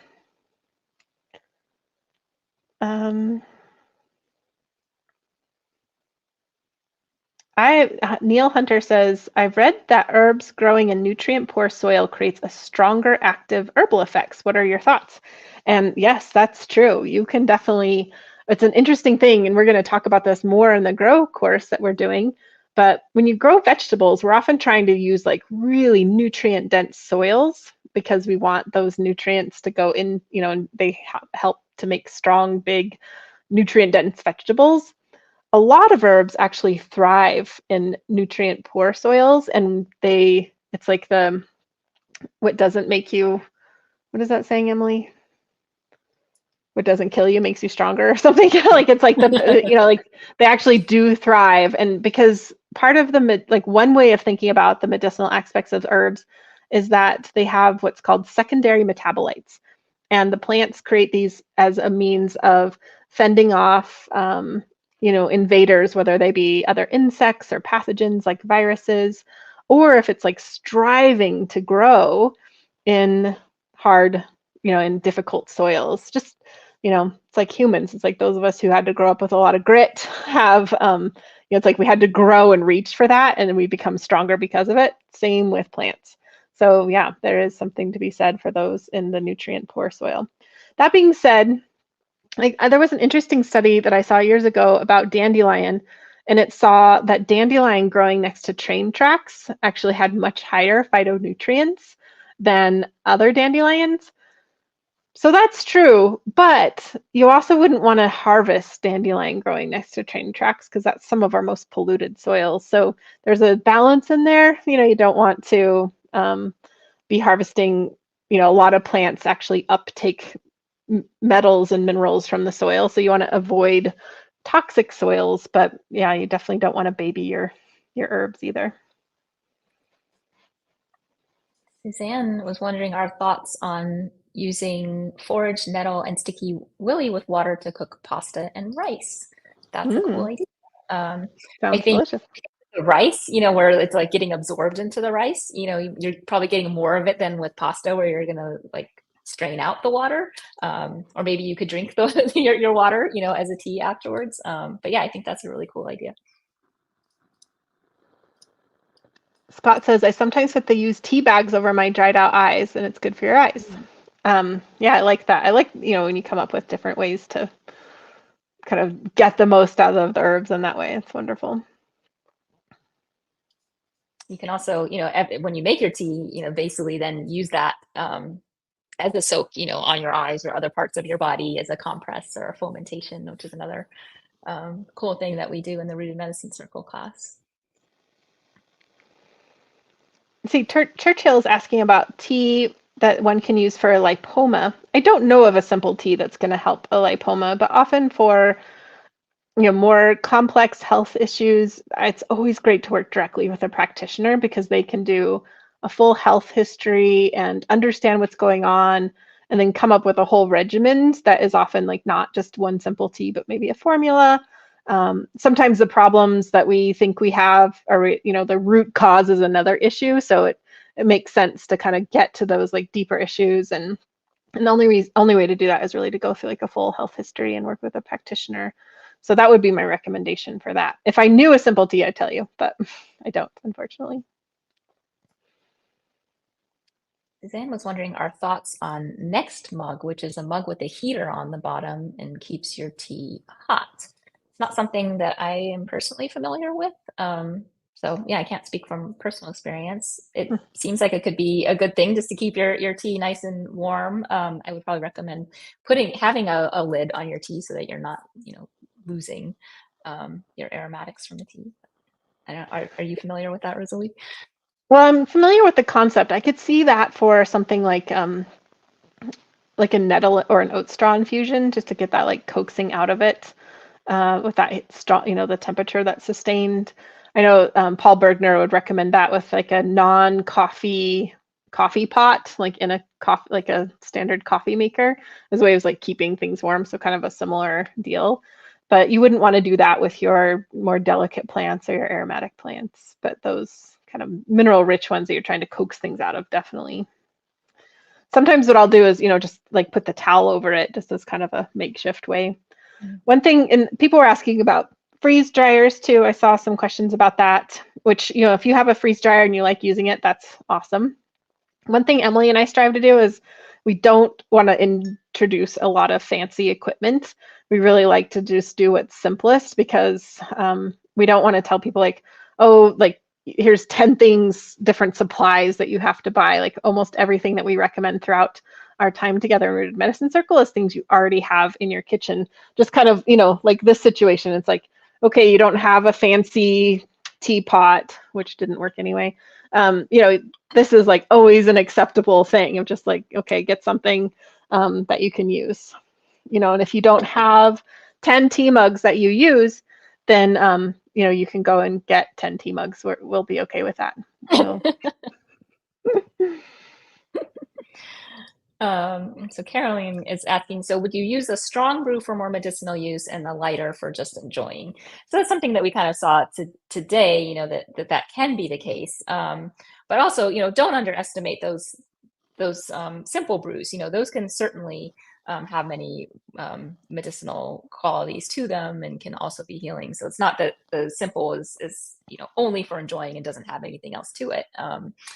And so yeah, it's good to kind of get to know both and how your body reacts to them as well. And then you can tailor when you are having a cup of tea and kind of what you want your intention to be. Then you can use the lighter or the stronger or something in between as well.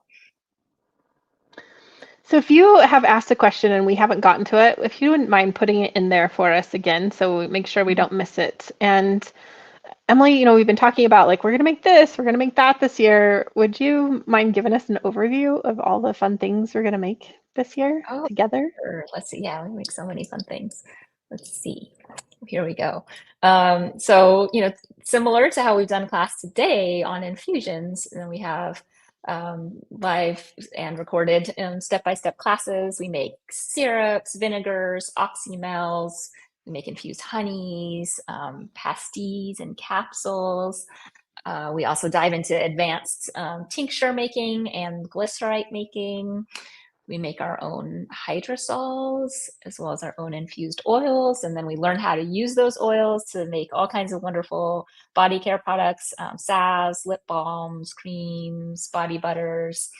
As I mentioned earlier, we also make compresses and fomentations. We learn about poultices, herbal baths, kind of another use for an herbal tea. You can make a wonderful herbal bath. And we also make our own handcrafted incense. We have a bonus class on making cocktails with our herbal concoctions. So there are so many wonderful, fun things that we make together. And once you know about how to make all these, it's great because you don't have to just rely on one herbal product. Like the one thing that you know how to make or buy. That you're really able to create all these different herbal remedies and get to know them, which ones really resonate with you or the loved ones or, people that you're making herbal remedies for. Yeah, and when we make them like slowly throughout the year, it's like we'll make them together and then you'll have time to get used to that and like try it in different ways. So that's really one of the best ways to be super consistent and like keep taking a step forward because we're not like rushing too fast and so it's overwhelming and then it gets dropped by the wayside. But it's really something you can just integrate into your life slowly but surely. And that is easily my favorite thing about Rooted Medicine Circle is that 9 months from now, we're going to be hearing from so many of you about how you are a confident herbalist, about how many things that you've tried over the course of our time together has helped you or helped your family and loved ones. That's always really fun to hear about. And just how we've heard so many times it's like we made a certain preparation in class and then that then there became a strong need for it. Somebody was sick or had something come up and they were able to just be like, oh yeah, I know how to do that. So they were already prepped before that came, and then it's just easier for them to reach for herbs instead of reaching for something that they don't want, like an over-the-counter sort of thing. Emily, one of the things I also just super love about the class is the notebook, because that's something, we wrote our book together and then like we wrote a whole other book. And so, yeah, I know you have I don't even Yes. have a copy of this yet, so I'm really excited to see it. So we have our notebook, which is available. It's online, so you can look at it on your computer or your phone or whatever device. You can look at it online. You can also download it to your device if you want. There's also an option to buy a printed copy if you want. And so, like Rosalie said, it's like a whole other book. So these has all of our beautifully illustrated too. Hopefully you can see all this. Beautifully illustrated, has all the medicine making lessons, so really in depth on each type of medicine, different recipes. Those are custom illustrations too. I mean, we pretty much designed this page by page. This is our tea making chart, which has over 100 different herbs and how to best make tea with them. And we're actually giving that to all of you. So that will be in the handout that'll be available on the mini course site after this class. Let's see, we've got all the different exercises too. So of course, Rooted Medicine Circle is about the medicine making. It's also about deepening your connection to the world around you, to the natural world. So there are all kinds of exercises and prompts to get to know the plants and world around you. We have, let's see if I can find. We have different like botany exercises, learn things about plants and helping you to identify the plants around you. So yeah, this is a wonderful resource if I do say so myself. So yeah, there's this, and then there's all of the more than 50 plant monographs and other recipes too. There's all the recipes that we teach you, and then we have a whole library, of other recipes for you to get inspired by. Yeah, one thing we're very aware of is that we all have different learning styles. And since our success is saying your success, is we present the information in multiple ways so that you can adjust to your own learning style. So for example, If you learn best by live teaching like this and video, we do that, but everything is also meticulously written down. So if you're someone who wants to really absorb the information by reading it, then it's there. And I know many of us are like hands-on learners, and through the exercises that are available, it's another way for just kind of like self-reflection, helping to really solidify that information for you. So, we're going to be doing the course enrollment closes on January 24th, which is this Wednesday. So that's the time you have to sign up. And then you have orientation week. And things that you might be doing in orientation week are choosing your plant ally, getting used to the classroom, and then we'll start our opening circle on January 31st. Yes, and the other thing, we've kind of mentioned it, but it's really you don't have to go it alone. When you're in Reminiscent Circle, it can be pretty lonely trying to figure out all these things by yourself. So we have, our whole community experience in the live classes, or even in the recordings. We answer, everyone's questions. We have meetups for students, just kind of more informal times to hang out. We have the private class forums that are both in Discord and Facebook. We have like so many different ways, like just like the different learning styles. We want to provide different ways that people can participate in the community if you would like. And we have like so many returning students coming back too, and so many of them say it's that community that they keep coming back for.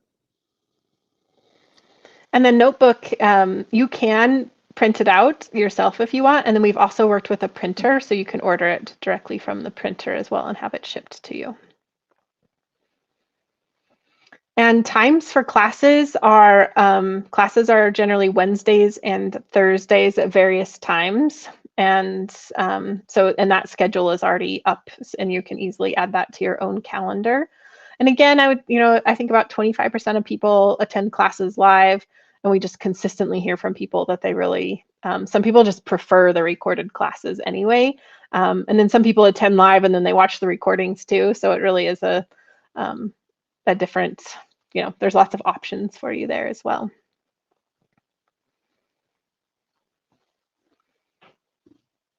We had a question about licorice tea that I wanted to answer. Somebody wrote in and said, I've read that licorice tea can raise blood pressure, but I've been in denial about it. I'd love to know if you've seen it in clinical practice or anecdotally.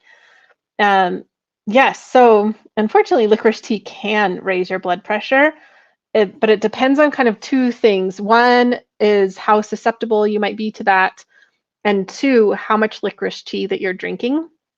Oftentimes in Chinese medicine, which has a very sophisticated and long history of use with licorice is one of the most used plants in their formulas because it's called the peacemaker, and it's added in really small amounts to many formulas. And those small amounts are not really known to have this blood pressure raising effects.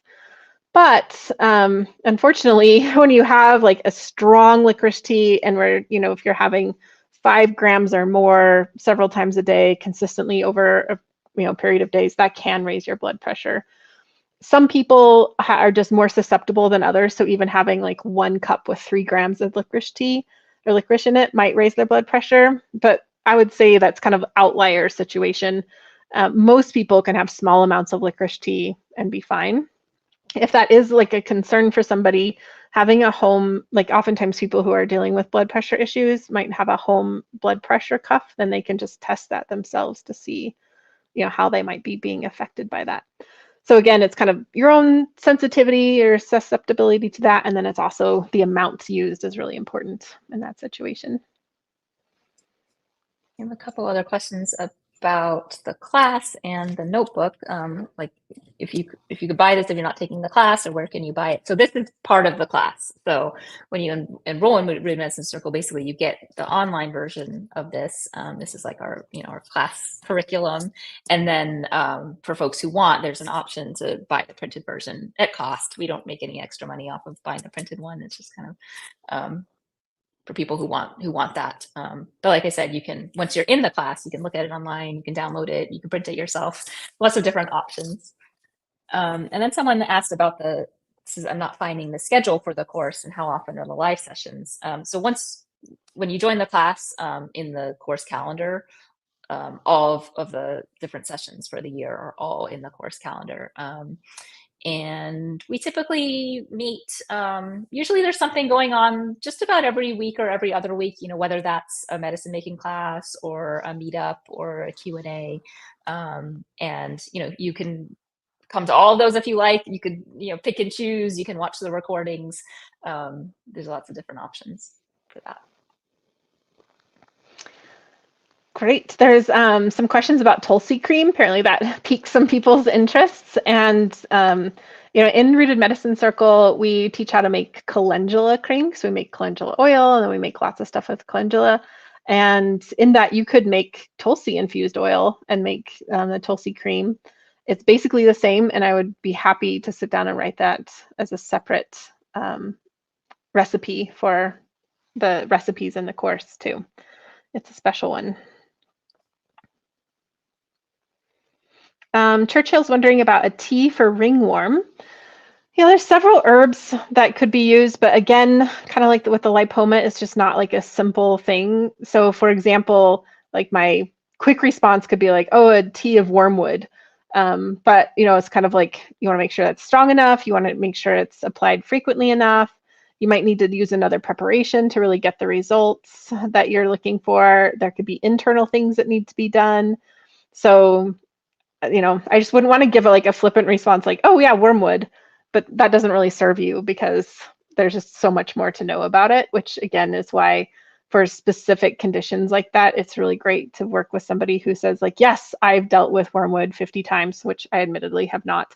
And they can really give you the kind of, step by step and really like make sure it's going to be resolved, because it is somewhat of a pet peeve of mine when people just say like, maybe not with this, but just something of just like kind of like crowdsourced herbal advice online. And then you get like 20,000 responses of like what you should do. But it's just like, it's not helpful information because it doesn't actually take you like step by step by step.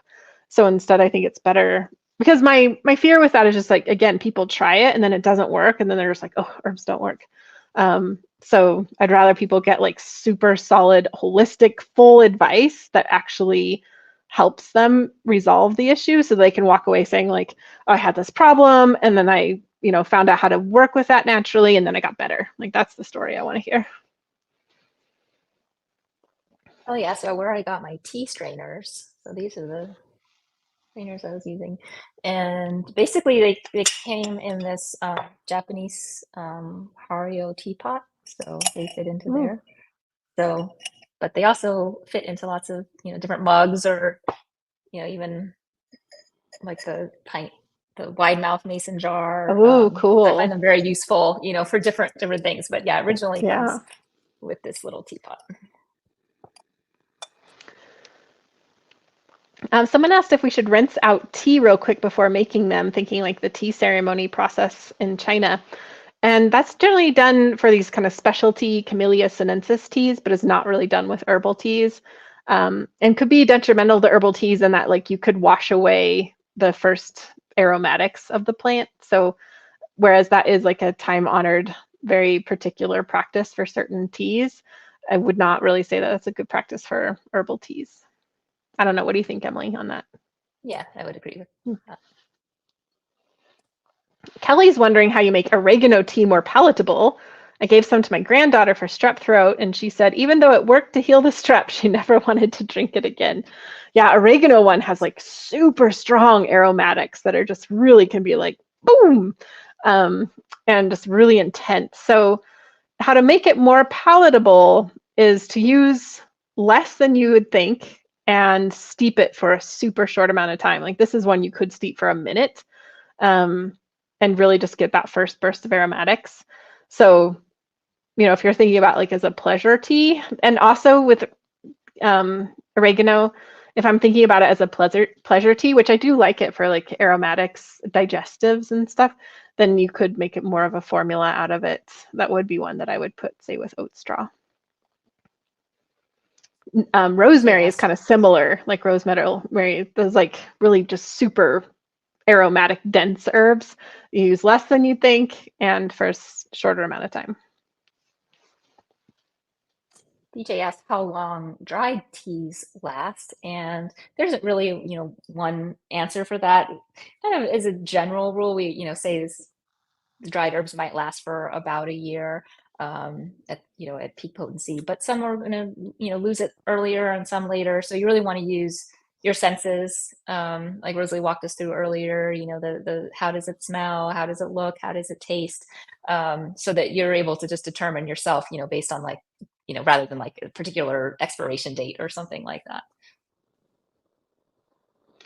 I see somebody's wondering where to get the handout for this webinar. That is a super cool handout, if I do say so myself. And you can find that on the Herbal mini course page, which if you aren't already registered for whatever reason, you can go to herbalminicourse.com to get access to that page.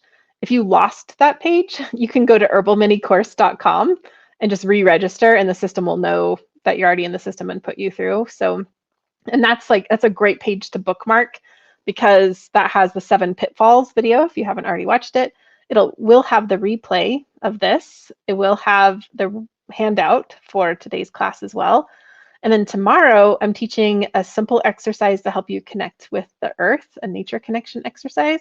And you can join me live for that at 11 a.m. Pacific Standard Time. We'll send out an email about that, and we'll post it on Facebook. And you can watch that live on the Facebook group, or you will be able to watch it similar to this through YouTube.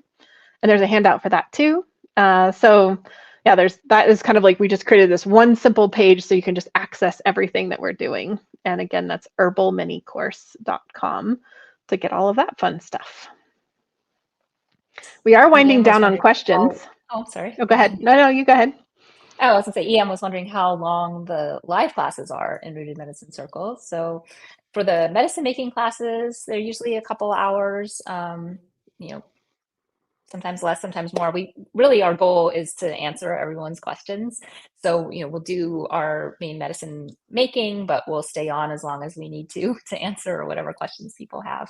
And again, those are all recorded. So you can always go back and rewatch the medicine making or the questions, revisit the questions. Lisa's wondering if you can use any species of nettle, as long as it's the botanical, like you've identified it and it's in the genus Urtica, then all of those species are used similarly. There are other species out there that have the common name nettle that aren't the same plant. So you just want to make sure that you're using, like when I say nettle, that you're talking about the same nettle. And sometimes with common names that can be confusing. So I just want to make sure it's botanically ID'd as an Urtica genus plant. And someone was wondering about using rose petals and rose leaves in your tea, and you certainly can do that. It's a great way to enjoy rose. And we are getting towards the end of the question. So again, if you had a question and it didn't get answered, we don't want you walking out of here thinking, I did not get my question answered. So please pop that in there. I see Churchill's wondering if you have an app for plant identification online. Gosh, I think those apps are getting slightly better, but they tend to be like, there's just so many still like misidentifications with them. One of my favorite apps for things naturalist is iNaturalist, which is something that Emily taught me about years ago. But that can be a helpful way to get kind of some more feedback on what a plant might be. There's also Facebook groups. Like, I think when you bring in real people, that's a good thing. Again, like, there are many apps out there for plant identification, but I would just never think of them as like the for sure thing. I would like highly suspect, like, use like a field guide book and preferably a live human to like really solidify that is exactly what you're looking for. Nancy was wondering if we could recommend a favorite electric brew teapot. And the one I use is the one that my husband uses for like pour over coffee. So since he has that one, that's the one I use for heating my water for tea. But I know there are many, many good ones out there. Yeah, on my website, I have a listing of all my favorite tea making supplies. I don't know if, I can't remember if it's possible. I think maybe it's hard to put that into the chat. Like, YouTube doesn't like URLs. Mine, it doesn't like look the prettiest, but what I like is that it's 100% stainless steel inside. There's no plastic parts. And also it's exactly 2 quarts, which allows for me to make 2 nourishing infusions for my handsome French husband and I. So, and I have a listing to that one. It took me forever to find one that was just 100% metal inside because a lot of them have plastic parts inside. Oops. Jill says, since I have sensitivities to sunflower, should I stay away from other plants in that family? It's always good to be cautious and see how things go. There's so many plants in the aster family, and generally people don't react to all of them. But if you do react to some, then it's a good idea to just have some trepidation and caution. And what I mean by that is like sometimes people will, first just like rub a plant on their skin, and then it's oftentimes on the inner elbow, actually, just more sensitive there, and just see what that creates. And if you rubbed like say chamomile on your inner elbow and it created a rash or hives, great idea not to take that internally. So you just kind of take it step by step. And then if you wanted to take something internally, if somebody says like I go into severe anaphylactic shock when I get next to sunflower, I wouldn't say like to try this necessarily, but if you just have some minor issues, again, you can try a plant in the aster family, test it on your skin, then you can just have like a tiny little bit internally, see how it goes, then a tiny bit more, etc. And again, you just have to take that under caution of what the severity of your response is. If there's a super severe response to aster family plants, then it might be good to just avoid them altogether.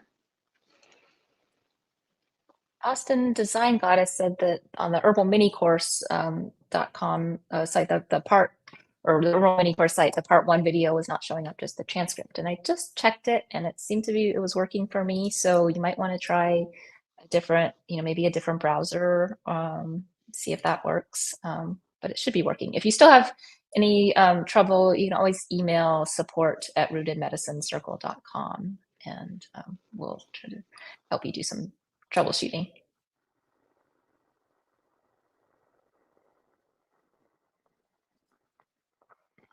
What is Tulsi cream good for? So this is a face cream, and Tulsi is just a wonderful way to modulate inflammation and improve skin health. It smells wonderful as well. So those are some reasons to reach for Tulsi, thinking like for radiant, healthy skin.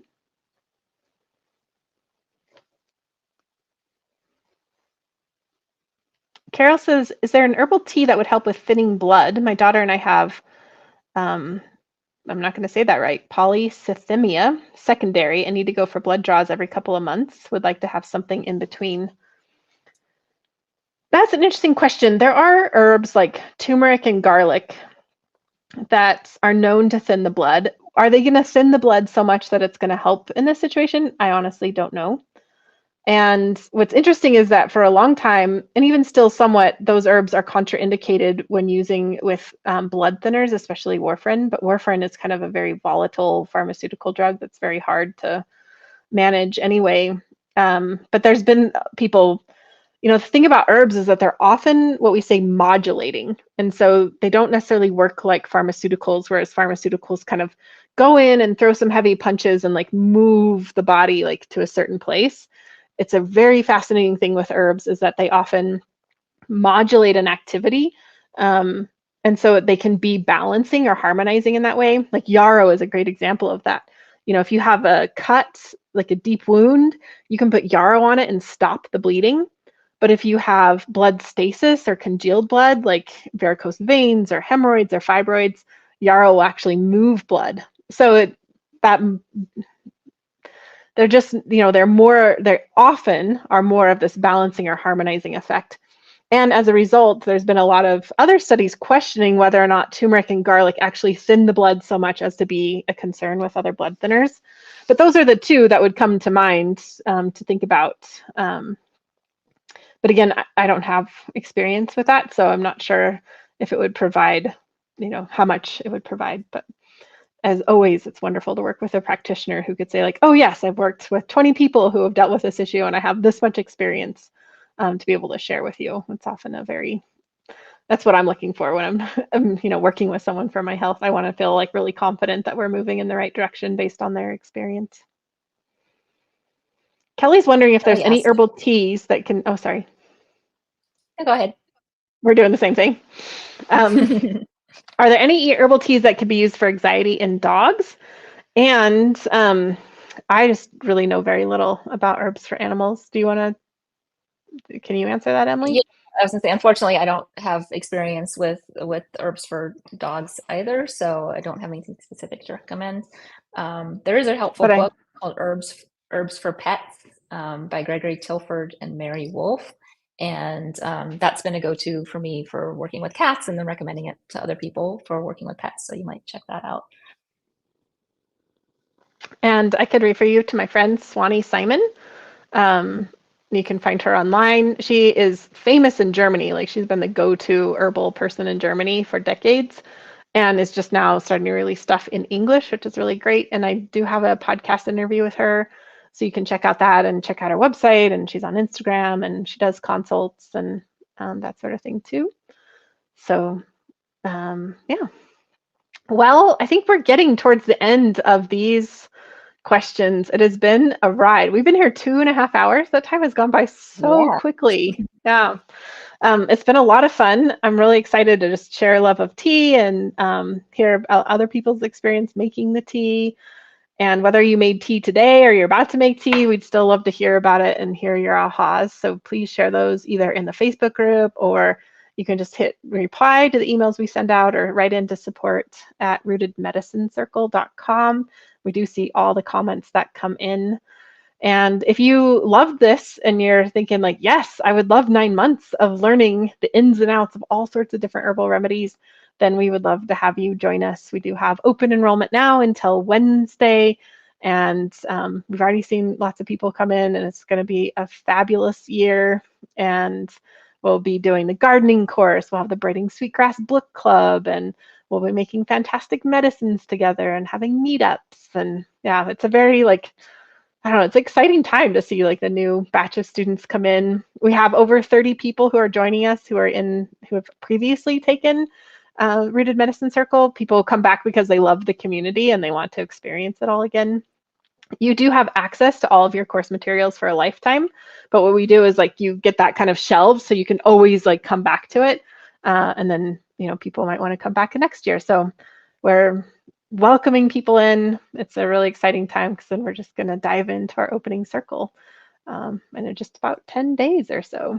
So we'd love to have you join us. If you have any questions for us about is this right for you, please feel free to ask away in all the places that we shared. And I'll see you tomorrow for a Nature Connection course. And we'll have the Rooted Medicine Circle mini course. The sneak preview will be available until the 24th too. So you can check out anything that you might have missed or anything that you want to revisit. Yes, and if you already, most of you will probably already sign up for the mini course, so you can find the webinar, the recording for today will be on there, and a handout. That tea making guide will all be there. If somehow you made it here and you didn't sign up for the mini course, be sure to go to herbalminicourse.com, and then you'll get access to all of that. Well, it's been really fun, Emily. Thank you for being here. Thank you, Karen. All of you, she's been the one who's posting there in the comments and she's organized all of your questions here. She's a big help throughout the entire Rooted Medicine Circle experience. So I'm really grateful that all of you are here and really grateful that you're all going to be making teas for yourself, your loved ones. I think the world's a better place with more herbal tea in it. I agree. Yes, and please let us know how your tea making goes. We would love to hear. Thanks, everyone. Thank you, everyone. Bye-bye. Bye.